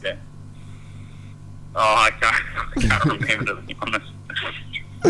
Oh, dude. Hey, Yeah. just a little update on the New Zealand MX1 Championship. Coops had the worst start he's had all season, and Gibbs got into the lead on the first lap, and Cody's caught him, and they're almost side by side, like there's nothing in them. Oh, No way. mate. Oh, I got him. Oh, no. It's play. What, has it stopped? Don't tell me it stopped.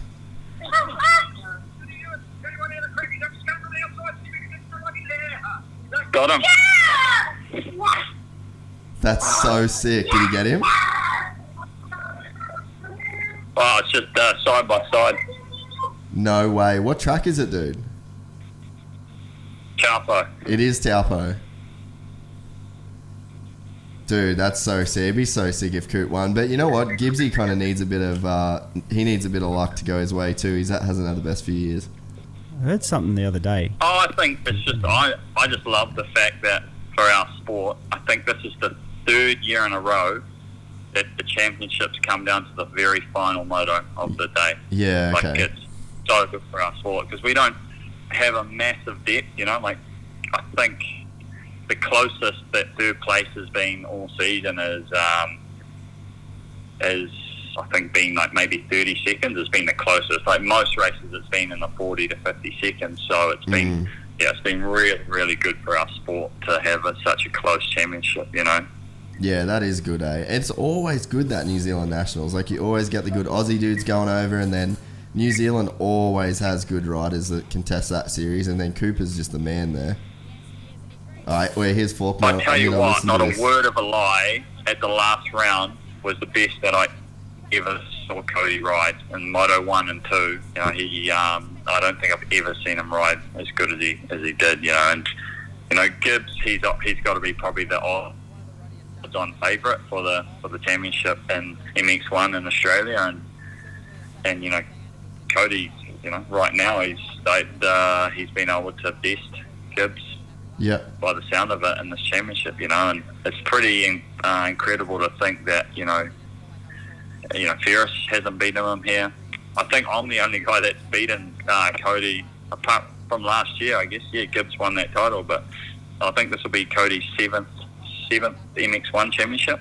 Yeah, he's just one of those guys where, like, you just go there and you just can't beat him at home, you know.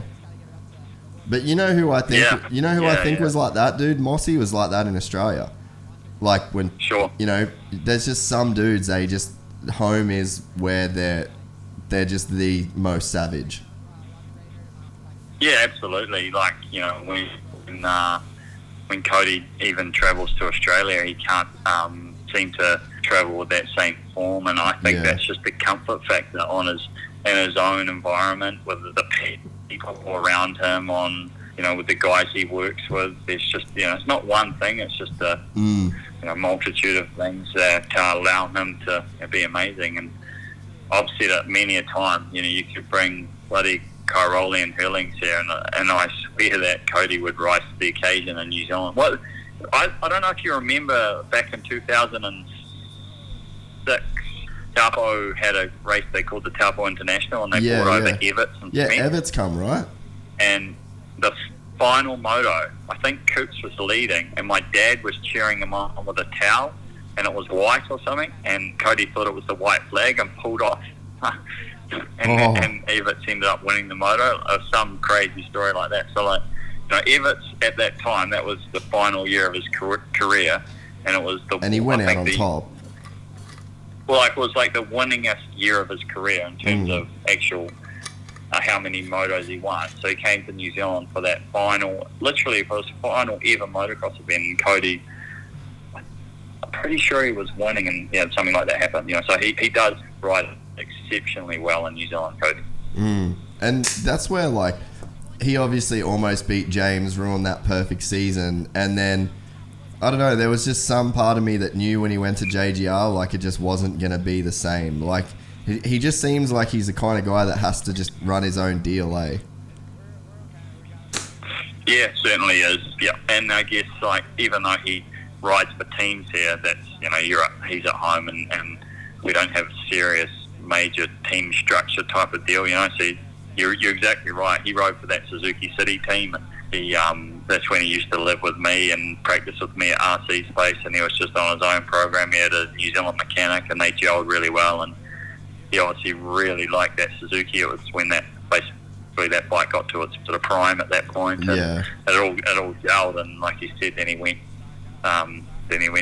to JGR, and he just wasn't comfortable on that bike, you know, like he was on the Suzuki, and also the environment. You know, he went from being a guy that was literally out the back of the pits in a trailer all of a sudden being thrust into, the newest team on the scene. That's a massive, racing, family, and all of a sudden, it was just a different environment. It just didn't really put, I guess.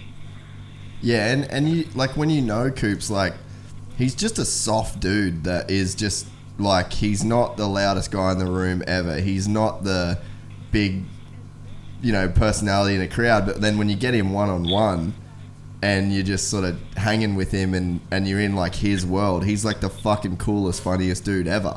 But then, he's just not going to show that around, like, a big group of people that he sort of doesn't know. And I think that's sort of metaphorical for his racing career as well, Yeah,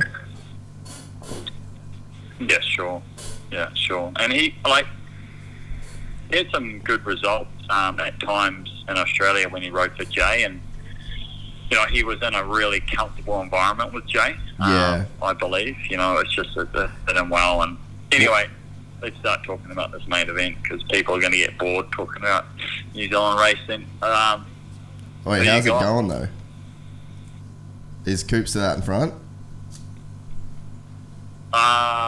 Who's winning? Yeah, Cody's winning. How far is Gibbs behind? Leading by 3 seconds. Ooh, Koopy. Hopefully I get to see him when I come over to yours, because, man, I haven't seen him for ages, dude. He's a good dude, eh? He'll probably be, he's been living at my house, actually, because when he went to the US, he moved out of his house and then come back, and he's basically been, what do you call it? Just bumming, just gypsying. On the streets, Just gypsying, bro. Full gypsy. Yeah. He literally has been a gypsy. You pull up to the track and he's got, like, his OGO bag and his toilet bag and everything's in his van, and he's, like, deciding whose house he's going to stay at tonight. Hey, that's my life, bro. I respect that. And he loves it because he reckons he's saving so much money. Yeah, but he's costing you money. Oh, it's crazy. Yeah, he's seriously he's the most underrated dude ever. Yeah, and he's probably the nicest person on the planet. He just 100%. wouldn't hurt a fly. He's a real genuine person. Oh yeah. All right. So Right, let's get round 10. Let's do some predictions. What's going to happen? I see they've been doing a lot of track work in this commercial break by the look of it. So. I feel like it'll just go back to where it was pretty quickly though, man. Like those ruts, none of that dirt that's put in there. Like essentially, it's just topsoil, right? But the thing is, it's taken it back to a semi-decent state. Whereas if you left the old school Daytona, it just becomes absolutely treacherous. So at least when they start, it's in a fairly decent form by the look of it. And the thing is too, is that when you make the track like that from the start, the dudes that get out front can throw down heaters, and the guys that get stuck in the pack, then the new track doesn't become as much of an advantage, right? Yeah, absolutely. 100. So yeah, you can really, if you get out front on a pretty fresh track, you can really throw down and put some separation. I don't know, man. I think that, like, what Eli do we get? Like, yeah, he won a heat race, but I don't know. Does that mean that we get the Eli Tomac that wins by 11 seconds, or do we get the Eli Tomac that crashes first turn? Well, doesn't make the start.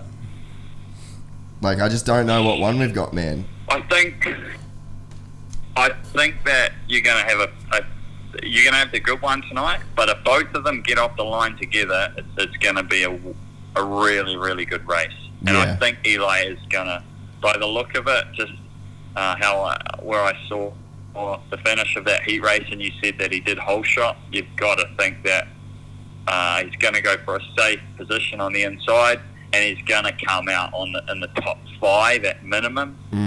You've got to think that on this track he's going to be in the mix for the win. I got to say Coop, Eli, and Marvin would be the 3 for this. I'm going to say Baggett's going to be in that top 3. Oh, but Marv did come from all the way back. Yeah, I think you're right. Yeah, no, you're right.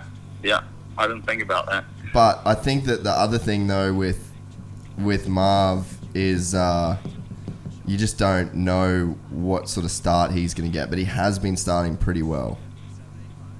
I'm interested to see what happens in the first turn, dude, because there's basically been a crash in the first turn every single race tonight.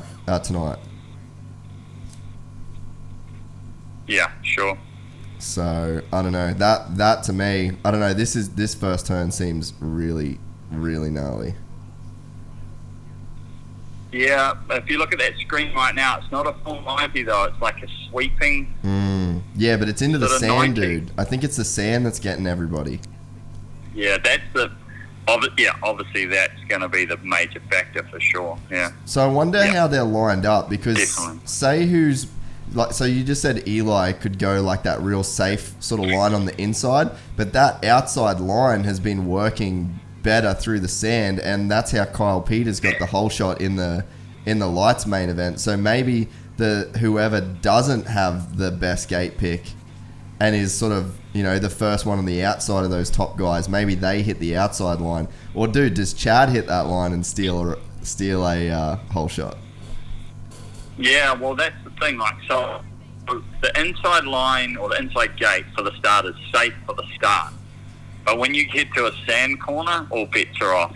You know, Exactly. like especially on a tight inside. Imagine if your start button's still locked in. When you go into a corner like that, you're just going to light that rear up and go nowhere. So, yeah, I think you'll find Eli and Coop will go tight, and we might end up with someone, you know, like Reed, who sweeps and slingshots out of that turn, out of the sand. Really, I think not out of the question at all. Obviously, Brayson's not on the line by the looks of it. Yeah, I wonder what's happened. I'll turn up the audio. Hang on, just give me a sec. I got the audio just turned down. I just got to thinking it would be so fun to bring my kids back here one day and see my name on the wall of champions here at Daytona, and tell them your dad used to be all right on a motorcycle. Thanks so much, Jesse. Well, we'll see you out there on the track real soon. Oh, that might have been a cutaway, dude. Maybe he was on. Maybe that was just an interview they did before, because Will just said we'll see you out on the track soon. So I don't know. I didn't see him in the first. I think she means soon. As in recovery. Yeah. All right, I'm an idiot. Look at those whoops, man. They are gnarly. They haven't changed them either. Like, they can't really get in and fix those. They are brutal, man. Like, so you've got obviously Damn. soft dirt with ruts, and you've also got cups in them as well. Like, it's about as gnarly as you can ever get whoops right now. And not to mention all the shadows that are over them, because they're not that lit up that well. Because that dirt's so dark. Not over that backside. They're not. Both Nah. of those far side corners don't have the same lighting as what it does through the main part of the tri-oval, for sure. Do you remember that when you were racing? That it wasn't lit? No, not really. No. The place I remember being the worst is when I think at Daytona Supercross and maybe Toowoomba. I was like, oh my god, I don't know how you guys do it. Toowoomba? What do you mean, mate? That was fucking sick. They parked cars up with the headlights on. Yeah, that's probably what happened. At the showground, it was like a rainy, wet night. I think Reedy won, I got second, and I was like, man, this is gnarly. You can hardly see the track. Dude, Chad's wearing the gear that he won in New Zealand. Is that a sign? Or? I don't know if anyone believes in that kind of shit. Dude, I love the Troy Lee gear that Sealy's wearing tonight. Yeah, it looks good. Yeah, looks real good. Troy rarely makes a bad set of gear, though. How did Shane get on? Did he qualify all right? Yeah, he got 8th, I want to say. Yeah. So, what do you make of that, like riding a 250 in the big bike class? I think he should have ridden a 350. Dude, I would have thought so as well, right? Just for the start, it doesn't. I don't think doesn't make much of a difference at all, and especially on this track with how gnarly it gets by the end of the race, it wouldn't make any ounce of difference. But you're not going to get the start, especially off that middle. That middle is gnarly to start off. You need as much torque and drive off that thing as you can get. And yeah, he's going to struggle to get off the line.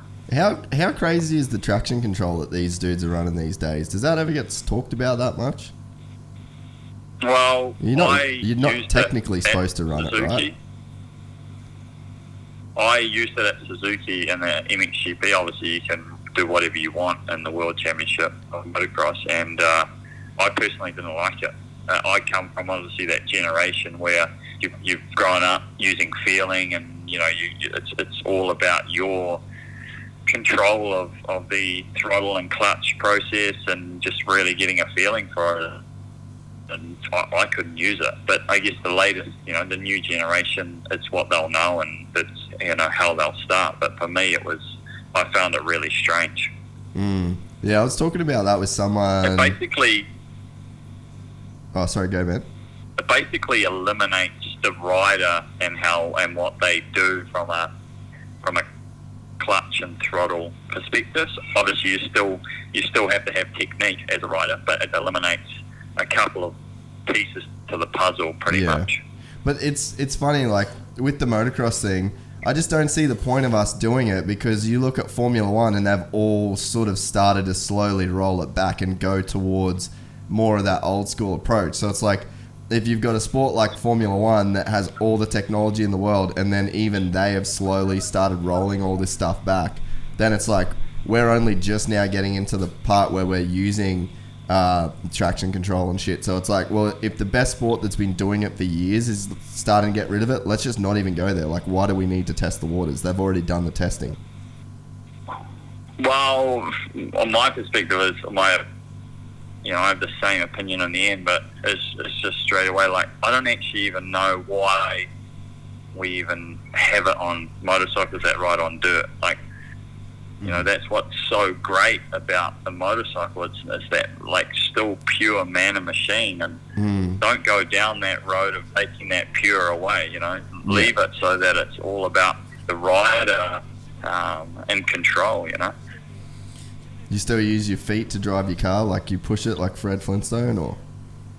Can I add something? That's down in that's in Tassie, bro. That's in Tassie. Hang on, Mick. Mick wants to add something in. You can't hear him. I need to get you so you can hear him next week. What were you going to say, Mick? Like, I guess with Formula One, with Supercross, with motocross or MotoGP, all these different forms, racing improves the technology breed that we all get, but it's sort of pushed the dirt thing into being, I don't know, it's like a little sterile when you start getting traction controls and things like that into that world as well. And it's a little frustrating to see. Like, a lot of people are starting to see that they want that because of the computers that you're growing up with, but it sort of takes away a fair bit from the actual rider control on the dirt, so. Yeah, I agree with that. Could you hear that, Ben? Yeah, no, yeah, I guess we're saying the same thing, really. Hey, just so I am in agreement there. What are you up to? Because all the mechanics are off the line, and there's a... Oh yeah, no, we're good. I can't see the sign. No, yeah, we're good, man. It's just like you can see the whole grid now. Yeah, and they've just circled Reedy about a second ago. Yeah. Yeah, no, I think we're just still... They're looking down the gate. They're looking at the gate, and it's down. Oh, no, so pause yours. And go. I don't know how that got out of sync, man. It's crazy. All right, so no one down. You're good there in the first turn? We've lost Townley. Who's that? No, I'm here. I'm watching. Dude, first turn. There Kenny. it is, Kenny. Ed Cole Sealy. I knew that first turn had to get someone, bro. So we got Baggett, Coop, and Tomac. So that's our top three that we talked about. Well, my guys are in the whoop, so I'm going to pause it when they hit the scrub. They'll pause it. Oh, no, we're good. We were lined up, bro. Hang on. So, all right. I'm going to have to pause it again. Sorry, bro. So, yeah. All right. Are you playing still? Yeah. Yeah, so I'll pause it when they come around the first. They're about to hit the triple. Hang on. I'll pause it. I'm hitting the triple right. I'll pause it. I'll pause at the finish line, and then you tell me when Baggett hits the finish line. All right. And finish line. Yeah. Oh no, that wasn't the finish line. That was the Honda thing. Hang on. All right, now. Okay, Baggett's almost about to hit the finish right now.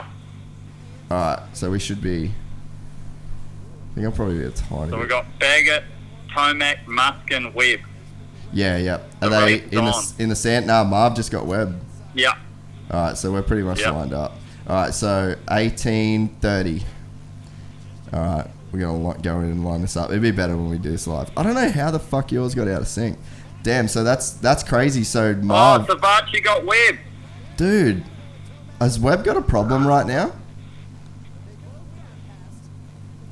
Has Webb... Nah, I don't think he's got a problem. He just... Dude. Oh, I think... He's out of Dude, rhythm. Webb's got a problem, I reckon. Or maybe not. He just quadded out. Nah, he quadded out. You wouldn't do that if you got a problem. Yeah. Dude. How about this Baggett and Muskin up front? Yeah, man. Well, that's sort of... We were jostling on whether or not they were going to be in that top 3 question. Yeah. Nah, Dude. Webb's all good, man. He's fine. Yeah, okay. I wonder what happened then. Yeah, that first turn, man, that was always going to claim... So that was Chad and Ken and Sealy sort of got together. Yeah. Look at them get sprayed. Chad Yeah. sort of got squirrely, hit Roxon, and then Roxon went across onto Sealy. Yep. And is that Dino on the Yeah, outside? Dino or, got caught or too. Osborne. Nah, that was Dino. Damn, dude. Well, look, Webb's still in the top It's 5. going to be like, a good race. Yeah. It's going to be interesting to see if Webb can have that same come through the pack sort of speed. Savachi's a Man, dude I don't want. Marvin is fast over that scrub jump. Oh, he got him back. Webb's back. Yeah, to full. yep. Yeah, I just saw that. Far out, that quad is huge, bro. Yeah. Marv's battling Baggett right now for Oh, the lead. Marvin's putting up the inside.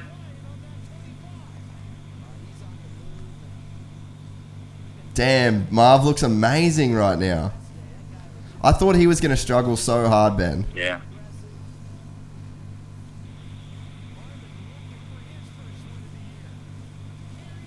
Oh, Here comes Eli, man. He's right there as well. I don't know, Baggett's not quite looking that comfortable right now. He's just not hitting his marks as good. Look at the slingshot. Oh, look at There's that. the slingshot. Oh, Eli to the Go inside. Inside. inside. Got him.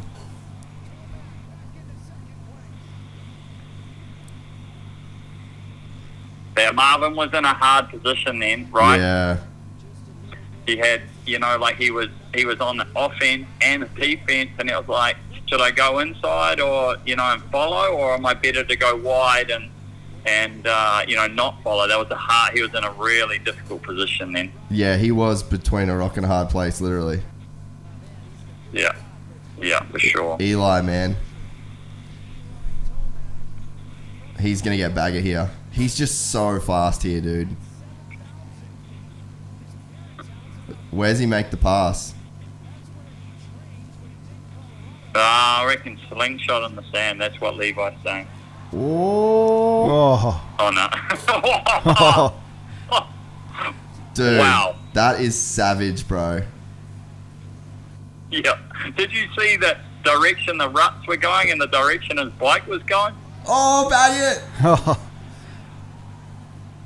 He's going the out. Oh, he's going on the outside. Odd. Dude, that inside Really? has to happen. After that sand. Right now he's just so frustrated right now on his helmet, man. He's thinking that was a bonehead move. Oh my god! Stuart! There it was! Stuart! Holy shit! Eli Tomac is a savage. Oh, Marvin, got him. What is up with Baggett, dude? Yeah, I said that to you. He's not Yeah. hitting his lines, man. He wasn't that same rider that he wasn't that same rider as the heat race, man. And that's what the big show does. You can, feel comfortable in the heat race, especially in those conditions when the track isn't treacherous. Oh, that was a bad corner for Marvin. And then, when the main event, when the gates drop, it's a different a different race. That's when the points really get paid, and mentally you've got to show up. And to me, he doesn't look like he's in that. Even just there, see, again, there was like 2 mistakes in that one rut just then. He's not quite hitting his marks. And as opposed to you see... Little surprised by Coop here. He hasn't really much at all. He's still within striking distance, but he's certainly he's lost time to Eli. Not so much to Marvin, but yeah.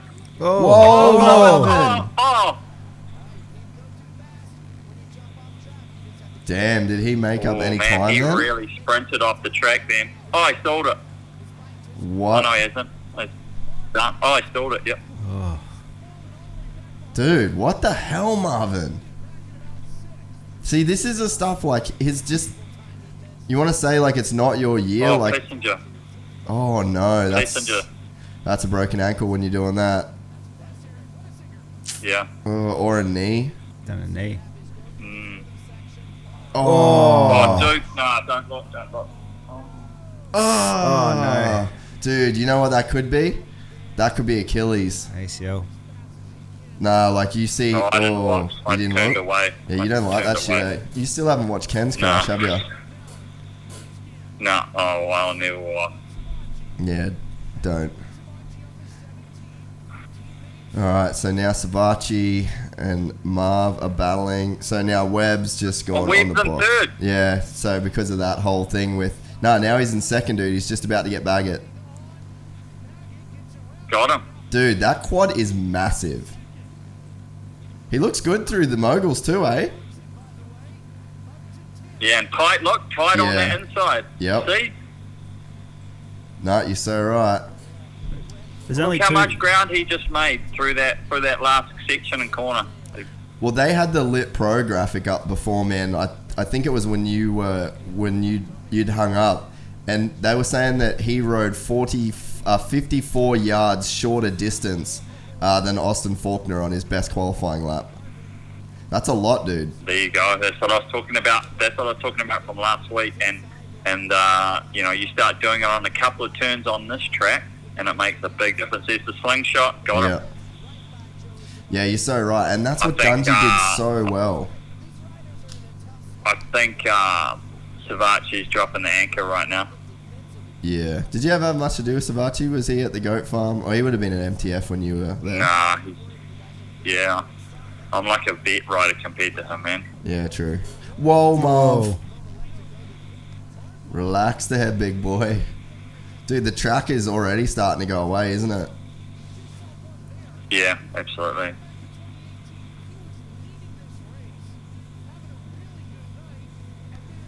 Oh, that's right. I remember that. He exploded at Daytona last year. I remember that. He's sort of done it again this year. Oh. So, dude, Tomac's Tomac's pulling feeling out. for him right now. Kind of get the feeling for Marvin right now, like mentally hasn't been achieving probably what he was expecting for this year, and he's probably trying really hard, to achieve that, and it just sometimes will work against you. Yeah, it ends up going the other way as opposed to like clawing back on what your expectations were. You sort of just end up digging that hole a little bit deeper. Man, he got that nice, didn't he, that quad then? He looks like how Austin looked, man. You're so right when you're just in that zone. Chad's up in 9th, dude. This is a really good ride from him. Well, that's a good comeback from Roxon. Yeah, dude. 10th. And Wilson's been following him too. But this is huge for the championship. Like, Ken needs to do this. Like, at what point does Ken just start panicking that, Coop's in second, Tomac's sort of in the championship hunt, but it's Webb and it's Marv and Roxon that are like the championship contenders. Ken's in 10th and Marv's in 4th and struggling. Yeah, I don't think you'll see Roxon panic. I don't think it's in his nature to panic, to be honest. He looks pretty structured, and he knows he's obviously come from the ground, And in this position right now, he'll be pretty confident in his riding. And, he didn't even force the issue with that pass. He just rode around the outside. Well, that was a dumb move. Real Yeah. dumb. But that, like... Gee, that's just stupid. And then to go to the outside and lose more time. Yeah. But I wonder, He's already struggling. Oh. I wonder if, Roxon got lucky then. That was kind of lucky for him. yeah. I wonder if Chad's just struggling fitness-wise a little bit at this kind of race. Like, it's going to be a lot longer. Well, not longer, but it's going to be more physical than what he's had to do all year. Dude, I love that quad. That's so sick seeing him jump through the air like that. See, Roxon's triple there. That's fast, that line. He's moving. It'd be interesting to see his lap times right now. I mean, he would have got held up that last lap from Reedy, but that is racing on the track in front of him, so, yeah. Here comes Marv back on Marvin. Baggett. Oh, God damn, that was Wow. fast. Holy shit. wow. So, Coop just pulled in a second on Tomac then. It was 8 seconds, now it's 7. Yeah, I haven't been following it, but it looks like Marvin's on the move as well, if you see that, and he's... Two off he's Webb. 1 second... Oh, no, 2 off Webb, sorry, yeah. 2 and a bit. Yeah. Man, that's like, this is Oh, good. Marvin, you see Whoa, that? That bro. line is fast, man. He tripled on, off, and quadded out. That is fast. That's That is very gnarly. fast. I want to see that again. Yeah. Yeah, I haven't seen, that's the first time I've seen that done all night. See that left line? It's the two factory KTMs are the only two that are running that left line there. Yeah, Mick just said that the 2 factory KTMs are the only ones that are turning down and running it that tight. Ken sort of did, but those 2 are the only ones that are running that rhythm lane on the bottom, the tightest left line. Oh, he's so dialed in the Marvin's right sand. fast in that sand. Yeah, he And didn't. so, yeah, And see, he's riding around those bumps on the outside there. Looks good. yeah. That time stayed the same, though, between those 3 right for this lap. Yeah. Oh, Marvin's fast, man. You see how quick he was in that turn before the triple?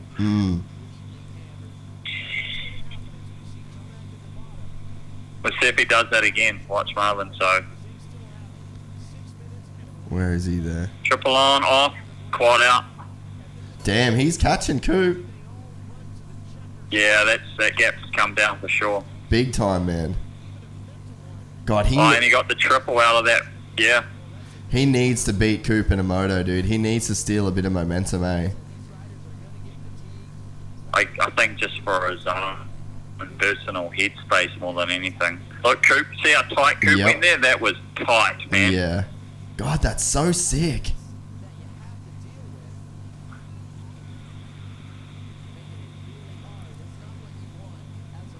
He's not doing that same. Yeah, he is doing that same.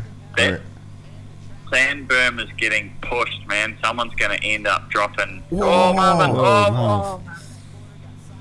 Yeah. Someone's going to end up pushing through that sand. Well, that's what Marv So did last year. They just Marvin showed. made that mistake, and he still made up time in that section. Yeah, Ricky just said on the broadcast that Coop's losing a lot of time in the whoops, which is normally where you're seeing Marvin lose time. Yeah. But I suppose Coop was losing time a little bit last week in the whoops. Yeah, that's fast, eh? Yeah, just a little bit. Just a little bit faster. Well, you're just staying so much lower. Oh, Sorry? You're just staying so much lower. That quad sends you, dude. Like, it looks sick. Yeah. It looks Yeah. sick, but Yeah, that must feel sick. it must feel Oh, he's so lost good. time here for sure. Look how See tight that Coop just did run that that. inside, he just pulled Yeah. away again. Yeah. Yeah, that's insane, bro.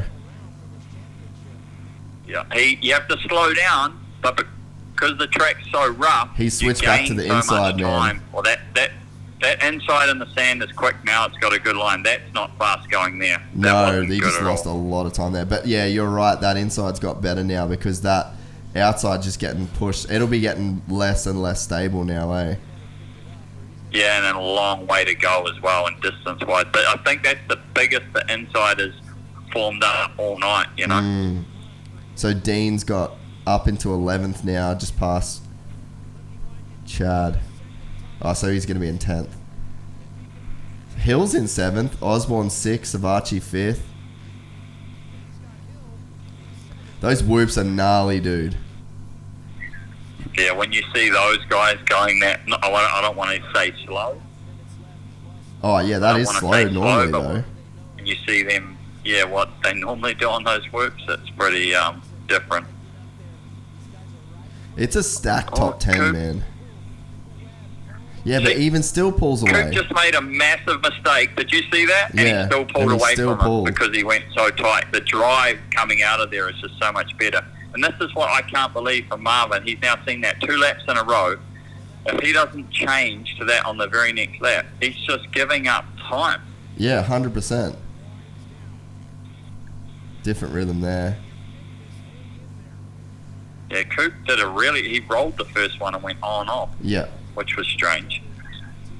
I It's think the end of that rut into that rhythm lane, he must be finding it hard to follow the rut all the way around and jump on now. It must be getting pretty technical. Yeah. Coop missed it. Oh, and here comes Marv. Whoa, dude. Marv. Did you see what Marvin did? He just rammed through that section. He just skimmed it, dude. He just skimmed a rhythm section. Yeah. That's what's different about Daytona, man. Is you could not pull that off at a typical Supercross track.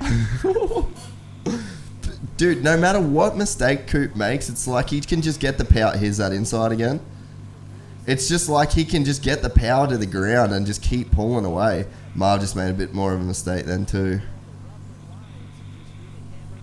Yeah. That's high There's up all speed. gone inside here now. Oh, no, Marvin. Oh, that's way slower, man. Way slower going out there now. He's fast at the end of that section. Coop made the double then. That's what we said at the very start of the show, like before we called you, man. This is the only race of the year where there's 23 riders on the gate and the 23rd rider is the track. And you've got to deal with that motherfucker every single lap. Yeah. Not very often that you watch these guys in the whoops and Marvin is the faster one. 100%, man. Man, Yeah. imagine if Coop knew that line that Marv was doing in that rhythm section. Like, he just doesn't have eyes in the back of his head, so he can't pick up on it. But that really is the only part of the track where Marv is faster than Coop. Sorry to cut you off. Did you see that again? Like, we went super tight. Like, you could not go physically any tighter on that corner. Same again here. Yep. You know, and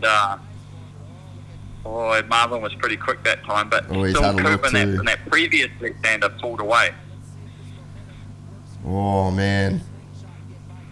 Nah, that inside's just better now. And now he's going to go to the outside. Yep.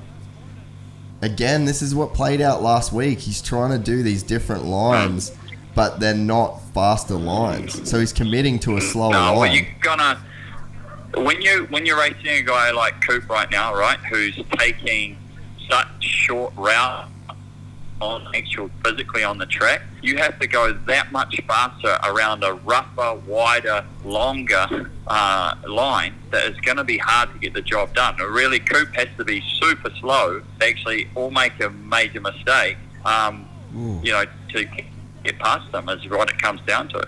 Yeah, you're so right, man. It's honestly like Monaco Formula 1. Like, you can get out front there, and as long as you just stay on those lines and you don't make a mistake, like, it's almost impossible to pass you. And the fact that they're teammates means that he can't run it in on Coop right now. Yeah, but you can. Like, really, like, you're going for a world championship. You think that with It's them... last lap, man. Yeah, dude, that went quick. Last lap. You think, though, that, like, training together at the base... Oh, it's it's over. over.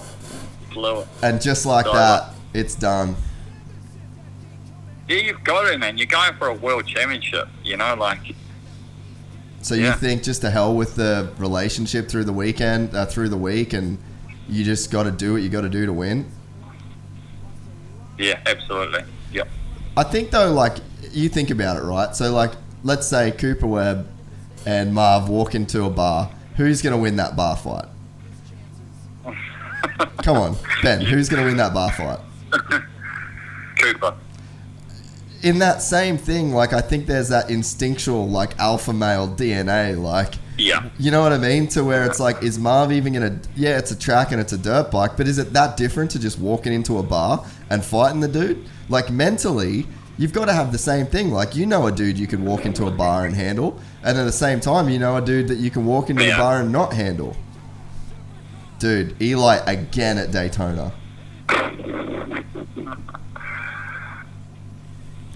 So, I mean, that's maybe why you're not seeing Marv run it in, because it's like that. It's just that same thing. Like, those two walk in a bar and know who's walking out. Cooper Webb will bite your damn nose off, bro. We've seen him do it before. Mm. Has Right. Eli got roll-offs on? Probably. He's kooky like that. Or maybe. I don't know. I thought I was seeing things. Maybe not. Oh, that does look like it. Dude, I think he does. It looks like he had roll-offs underneath his tear-offs. Oh, no, it just looked like the black roll. Yeah, those are roll-offs. Yeah, I think. yeah, you're right, dude. That's out of it. That's weird, eh? It had to be for the sand. Must be, yeah. I seen Marvin was running that. You know how those Aeros have those extra peak visor things? I saw he was running that for the sand. Dude, the sand got Marv again 2 years in a row. Did. Damn, Ben Townley, what a race. What a race to bloody come on the old Supercross companion, mate. That was a barn burner.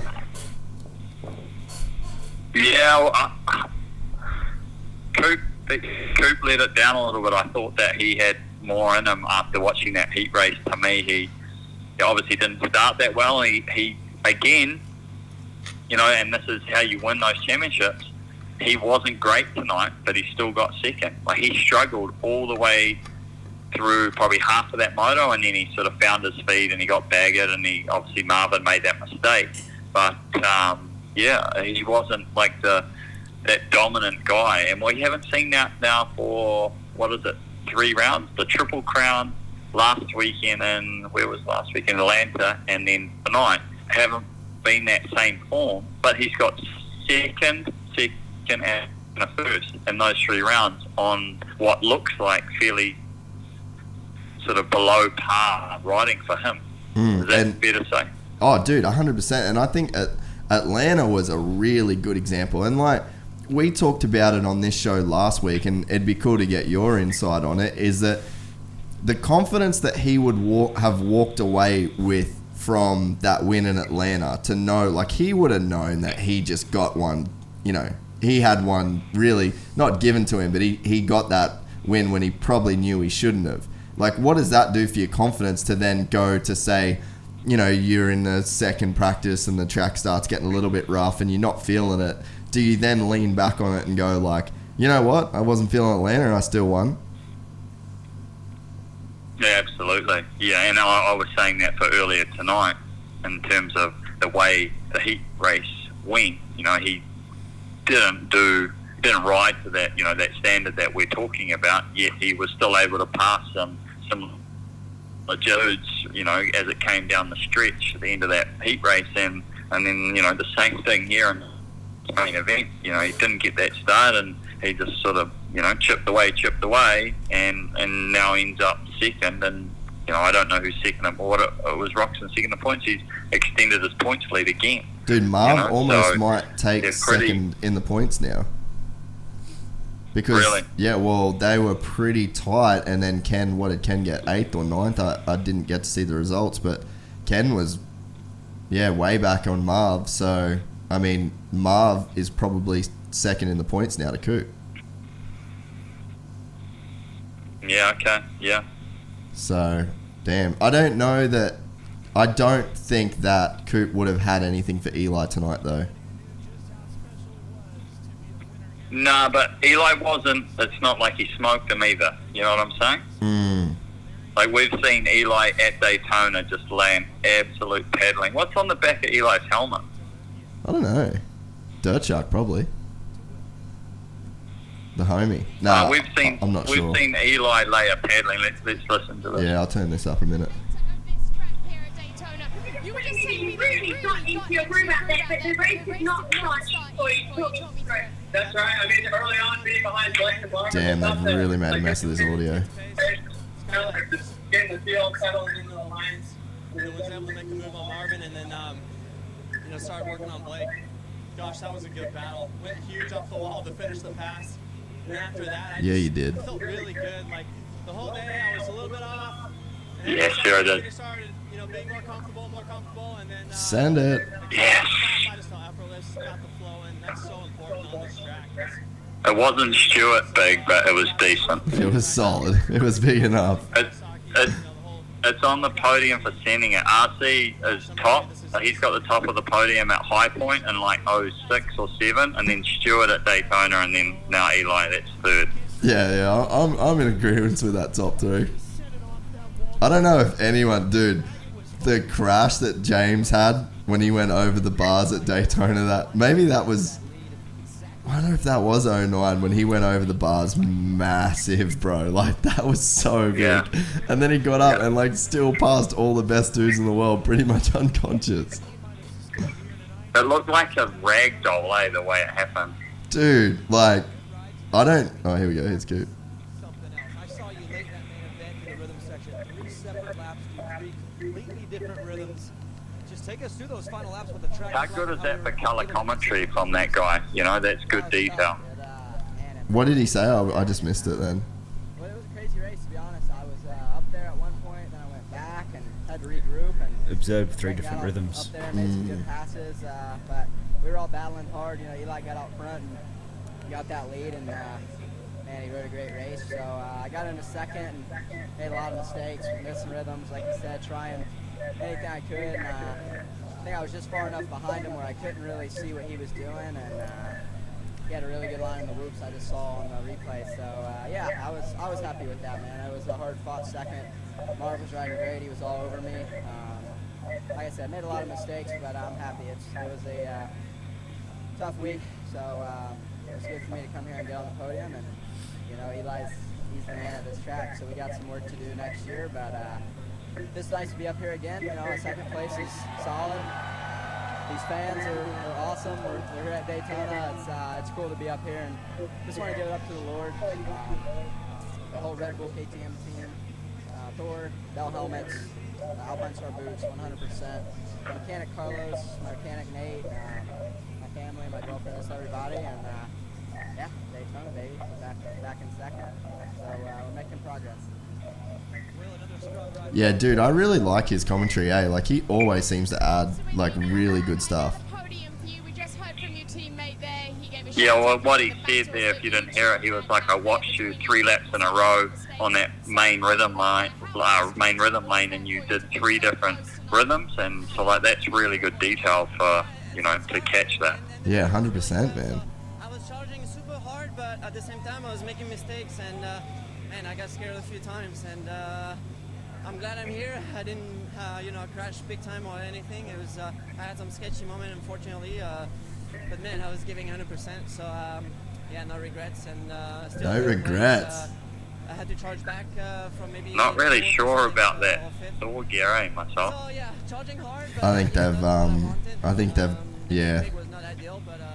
Bring back Chad Reed in Thor. That was the heyday. Chad Reed, Villapoto, the Volcom gear. They had some cool stuff going on back then. Great up the start. So riding was good. Just little things to clean up. All right, Marv's interviews are quite possibly the longest in Supercross history ever.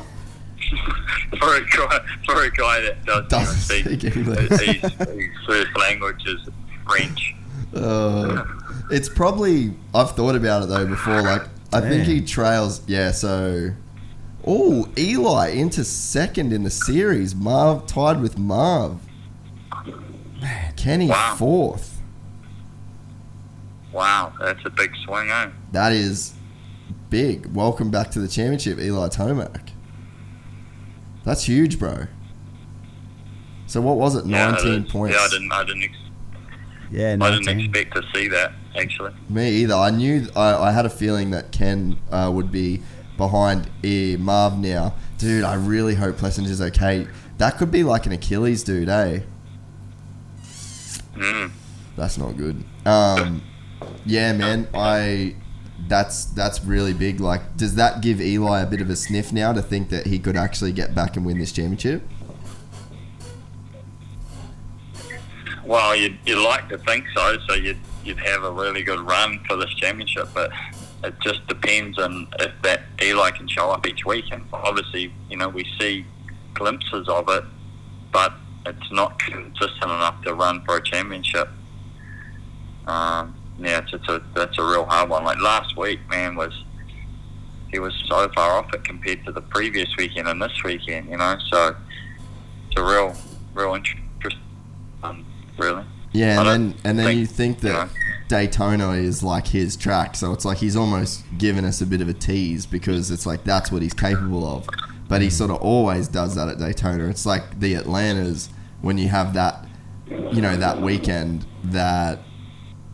Like that's sort of indicative of Eli as well as these dominant victories. So it's like it's pretty hard to put that, put any sort of faith in him at this point, right? And it's under there, but it's like, are we just going to see it all the time?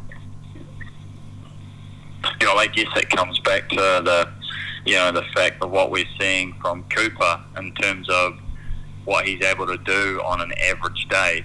Or, when his performance is a little subpar, I guess, it's still a really good result in that grand scheme of things. So that's what it comes down to, and we've heard it, it's an overused term, but, you win your championships on your bad days, and that's certainly what Cooper's being able to execute from what we're seeing. Yeah, man, totally, eh? Yeah, that just got interesting though. Like Coop can definitely, Eli can definitely. Like, what do we got? 7 more rounds? 8 more rounds? Yeah, Indianapolis next week. Yeah, Indy next week. So I mean, Eli can go on a run, and it can be his year. I don't know. But like you said, Coop's sort of doing it on his bad days is still on the box. Yeah, the thing with going on a run, you'd have to. It seems to me at right now in the year 2019, we've got 3 or 4 guys there. You've got Eli, Marvin, Webb, and Roxon.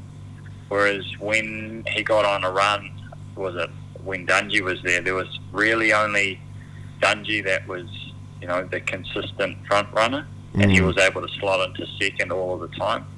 Whereas if you get on a run now, you've got 2 or 3 other guys that can really mix the points up, and the run you can easily grab more than 3 points. Do you understand? You get where I'm coming from? It could be easy to chop that points if you do get on a run, because Marvin and let's say Eli was to get on a run, then you've got Marvin and Roxon and Webb that are battling over second, and that can chop and change weekly.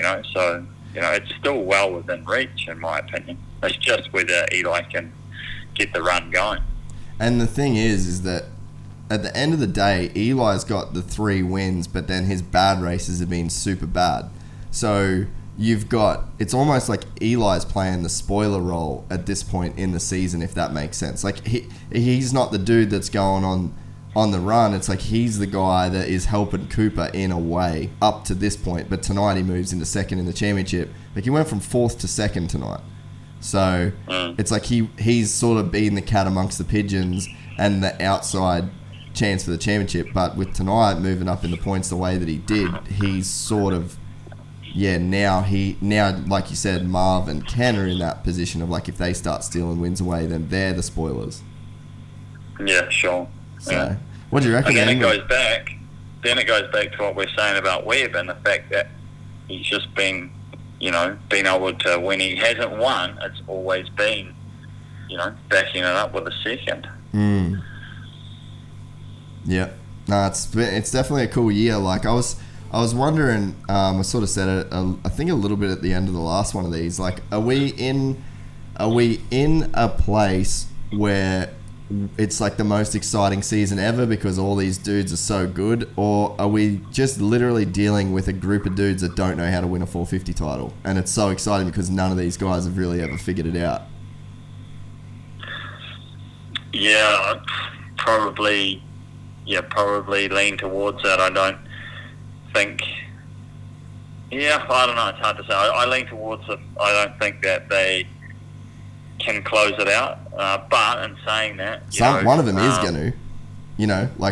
That will change by Vegas. But in saying that, Roxon has closed out other major championships, and all of them have actually. Roxon and Marvin have got world championships, multiple to their name, and national MX and 250 championships. And Cooper's got a bunch of them. Eli's got a bunch of them. Yeah. So that's what I'm saying. The only dude that's won a championship. None of them have won the elusive. Well, none of them have won the elusive Supercross championship. And the only one on the line right now that's been able to close out a 450 Supercross title is Chad Reed, and he's not in this title picture. So, really, I tend not to agree that it is closing it out. I tend to. Oh, where'd you go, Ben? We've lost Townley. He's gone. I told you the service was shit in here, Ben. Told you FaceTime audio. I'll try FaceTime audio him.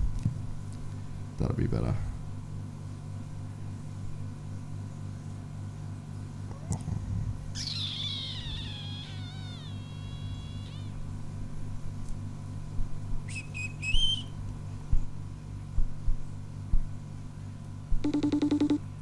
Calling Ben back, everybody. Hello? Yeah, sorry, bro. Yeah, that we just dropped out. We lost traction. So I tend to side with the first comment, really, that it is more of just a very close group of riders, from my opinion, anyway. Yeah, it's definitely you want to build as guys that are now sort of putting content out there to the internet and to the fans and are really trying to, we're the hype machine essentially. How qualified we are to do so on my end is definitely debatable, but at the end of the day, that's really what we're doing. We're sort of generating this hype around a season, but it's are we hyping it off the wrong thing? Are we hyping it off this is the most competitive? I think that if you go through and look at the stats, they're all qualified, that's not the right thing to say. They're winning main events and leading the most prestigious motocross championship, a dirt bike championship in the world. So they're obviously very qualified. But if you look at the stats of what they've achieved, they've all closed out major championships. This is the one that all four of them have not won yet. So I wouldn't go to say that they can't close it out. I think it's just they are tight on in terms of outright speed. They're all pretty tight on that, and clearly at times Eli has slightly more in the tank, but then he can go the opposite way like he did last weekend, and so it's either way you look at it, it's providing us with an amazing championship to follow, and that's what we want as fans. You and I spoke about this when we did the very first podcast. That's what we want. Won a championship where it's not sewing up at round 10 and it's a procedure from that point on, because I definitely wouldn't turn the TV on to watch that. Yeah, no, I totally agree. It's just, it is interesting, that's the two sides of the coin that we sort of get to talk about. I wonder too, or while I got you to ask, with Eli, I think you see him win Daytona because his whole style is just that super aggressive, slammed into the face of everything, over jump everything. He's just got that Sanders mentality. Do you think that that's why he can do so well at Daytona, but then you look at, when a track gets rough and you don't have that wiggle room you talked about, is that why he sees consistency problems?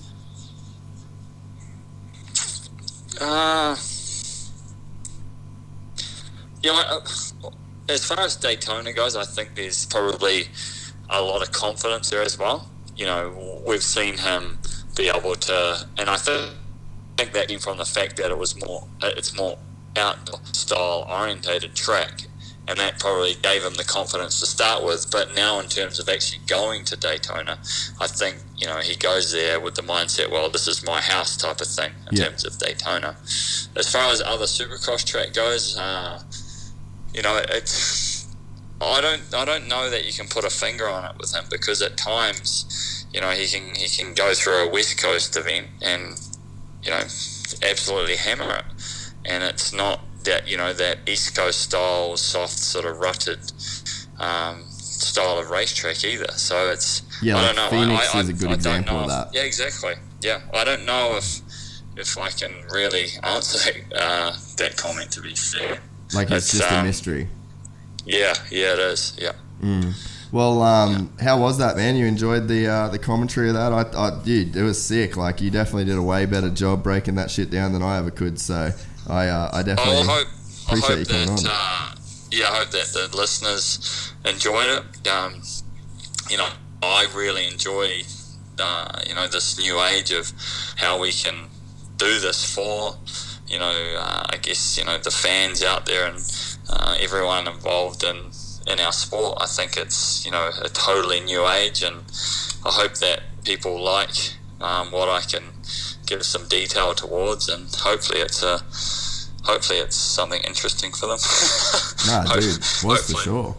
It's interesting, though, like... The hard thing is the time delay, obviously, on the phone, because I talk over you all the time and vice versa, so I'm not sure if we can sort that out. I'm not sure if that's achievable or not, really. Oh, you just got to get out of bloody NZ, bro. It's a dive. Well, I think, like, to add on that, man, like, what... I was talking to this with a friend in the States the other day, and I honestly, like, I've got a bit of a weird relationship with doing all this and talking the way that we do on these podcasts and stuff, like, because, I mean, I'm just a dude that filmed. I went to a bunch of races. I was thinking about the other day, like, out of everyone that's in Australia right now, I mean, unless there's, like, some mechanic I don't know about or whatever, like, there's probably not that many dudes that went to as many Supercross races as I did over those 7 years of being over there. But it's like, that's really the only qualification in terms of to talk about this stuff. So, I mean, it's something that someone could critique about doing these podcasts. But at the end of the day, like, I started thinking about it, and it's like, if you look at, like, the UFC, or you look at boxing and you know, all these other sports that are so big, and they have such a extensive media coverage, and they've got all these dudes that do these podcasts, and they've got these guys that will give their commentary on events and things like that. And to me, it's like, we've only ever really embraced a pretty small voice in motocross and supercross, and that has been like Racer X and Transworld, really. And, you know, Steve Mathers, he was the first dude to do his thing, and his voice is definitely being heard. But now it's like, in my head, I'm like, dude, I think it's cool that we've got, like, Ricky and Emig doing their podcast. Mathers obviously does his. Wygant does his stuff. And it's like, really what we're doing is, like, we're building the culture of this sport to be a bit closer to the UFC, to be a bit closer to these other sports that have been doing a good job and embracing new media, embracing this whole podcast thing, embracing putting shit up on YouTube as it happens. And to me, it's like, I definitely was like, well, fuck, I feel a bit weird about me personally being the one that speaks on this kind of stuff. But at the end of the day, it's like, even if you don't agree with what I'm saying, at least it's giving you something to think about. And I think that's an exciting time for motocross and supercross, is that we can do this kind of shit. So how I'll answer that is, because I obviously, you know, was in America for 5 odd years as well.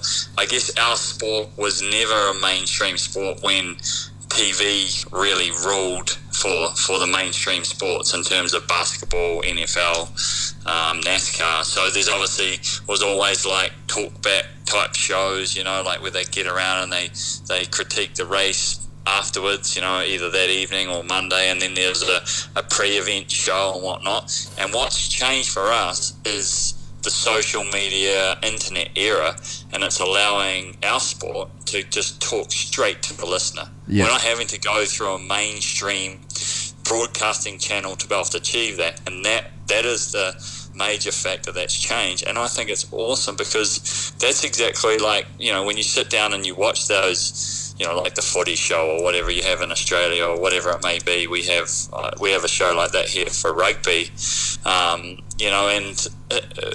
we've been able now to do that for our sport because of what we're able to utilise in this day and age with social media, whatever you want to call it, the internet. Really, it's allowed us to achieve that, and I think that's so good for the sport. Yeah, no, I definitely agree. And it's been, it's been something I've embraced a little bit more. And I definitely had, I don't think a lot of people do, when they sort of do shit in an industry for a long time, they'll just sort of start to be like, no, man, I'm going to go do something else. And I definitely had a little bit of that. And then, I don't know, I just was thinking about that whole, adding to the culture. We've got a chance to add to the overall culture of motocross and supercross in the future, and give your boys something cool to watch, and just make the world a smaller place in this sport, and hopefully elevate it. The more people that come across this stuff, especially on YouTube, dude, anyone can find this on YouTube now at any time. It's not up to being in front of your TV at the very time that we record this. And if you're not sitting there on, NBC when Daytona Supercross is going, now you can see something about this. And it's how many kids are we going to maybe potentially capture that might, see something like this, or listen to a Mathis or a Ricky Carmichael thing come up in their suggested window on YouTube? For sure. And then buy a ticket. That's the pivotal factor. It doesn't have to be on that big network to see that. I was in town the other day. I was picking up my mountain bike. It had been serviced, and I ran into this guy. I hadn't seen him in years, and he was like, I couldn't sleep the other night. And then I was on, I don't know, whatever channel of media that he was on. I was like, I came across a podcast of yours, and then I listened to it, and he said to me, man, I was tired the next day. I was listening to that for an hour and a half or so, and I was like, dude, it was 3 hours. He said, no wonder I was tired. And so they can listen to it at any time, any moment. A lot of people say they listen to stuff like this in their car, and that's certainly what I do, when I'm in the car. And people probably get a lot of red button calls to me these days because I really do listen to them. I love driving along, and I've been listening to that Roger DaCosta one. I found that really interesting, hearing about when he was a racer and whatnot. And I think there's, so like you said, so many different channels for it, and everyone is bringing the sport to a better place for that, in my opinion. The people that talk negatively about it, I mean, they just need to piss off, because they're not seeing the bigger picture. Yeah, and that's it. It's it's the same shit we all talk about. How do we grow a sport? How do we do this? How do we do that? And I don't know. I'm at the point where I think this is a really positive, cool way forward, and I'm glad that there's so many people that are starting to dip their toe into this sort of spectrum of media, and I think it's good for everybody involved. So yeah, and we'll do this better. This is obviously first time, and if you didn't even think you'd be watching even if you record what I said earlier, when are we going to start? And you're like, we've already started. It's pretty raw what you're hearing. So yeah, no, I look forward to it. And hopefully you'll have me back on, Jase. Pretty please. Can I come back on? You can come on, mate. I'm just going to come and gypsy at your house next week with Cooper, though. So as long as that's cool. You have to check with Coop, man. That's his room. Dude, we might actually oh no, I won't be there next Sunday. I was going to say we'll probably get to watch it next Sunday, but yeah. So all right, dude. Well, we'll let you go. We'll wrap this show up. It's almost hit 3 hours, so I'll try and keep them under that. But yeah, I'll shoot you some stuff to put on your Instagram or whatever after. Yeah, nice. So I got to go work on dirt bikes. My boys raced on the weekend, and they're muddy and they need servicing. So that's my evening for Sunday going. Let's go, Moto Dad. Chuck on a podcast. I never get to ride myself anymore. I've got a tour on tomorrow, and I'm looking forward to it because I can actually ride my dirt myself instead of just watching them. Yeah, well, I'm keen. We'll be over there and ride with you in the next week, hopefully. So a week after. Nice. All right, mate. Cool. Righto, champ. Talk to you soon. Cheers. Ben Townley, everyone. What a treat that was. We actually didn't really plan all that, Mick. I'm pretty stoked. Pretty cool, mate. Good analysis from him, eh? Dude, he's such a savage. Yeah. He really knows. And I mean that. I'll be the first to admit it. I'm not some Supercross expert. I've been to a lot of races. I've seen a lot of races go down, know a lot of the dudes, but to get the analysis the way that Ben just broke it down and looking at lines and things like that, and it was cool. Like, and I mean, he definitely had some of the same opinions of what we, for sure, you know, some of our analysis last week. So, and look at it, like we've both of us live and breathe bikes over a long period of time. To hear him go in deep further, it's cool. Like, it is really cool to sort of see that stuff, and picks up on a lot of things that you just don't see. Yeah, you know? No, it's super cool, man. Townley is a G, one of the nicest dudes you'll ever come across. Funny motherfucker as well. So yeah, that's going to wrap up the Supercross Companion from round 10. That was a really, really cool one. Again, I always say it, but we're slowly just trying to make this better and better. Like, it's actually really hard to get this whole studio stuff all the way right instantly. There's a lot of work that goes into it. So we're going to keep working to make it better. I'd say I'll go and get Ben a mic so his stuff sounds a little bit better. I think it actually come across all right. While we were doing that. But yeah, thanks again, Mick. Thanks for coming. Another crazy race. Just like that, Eli Tomac is back in the championship. We'll get this on iTunes and YouTube ASAP. And yeah, again, we'll just try and sort of line it up so that it's easy for you guys to watch. It should be pretty easy this time around. But yeah, thanks again, everyone, and we will see you guys next week.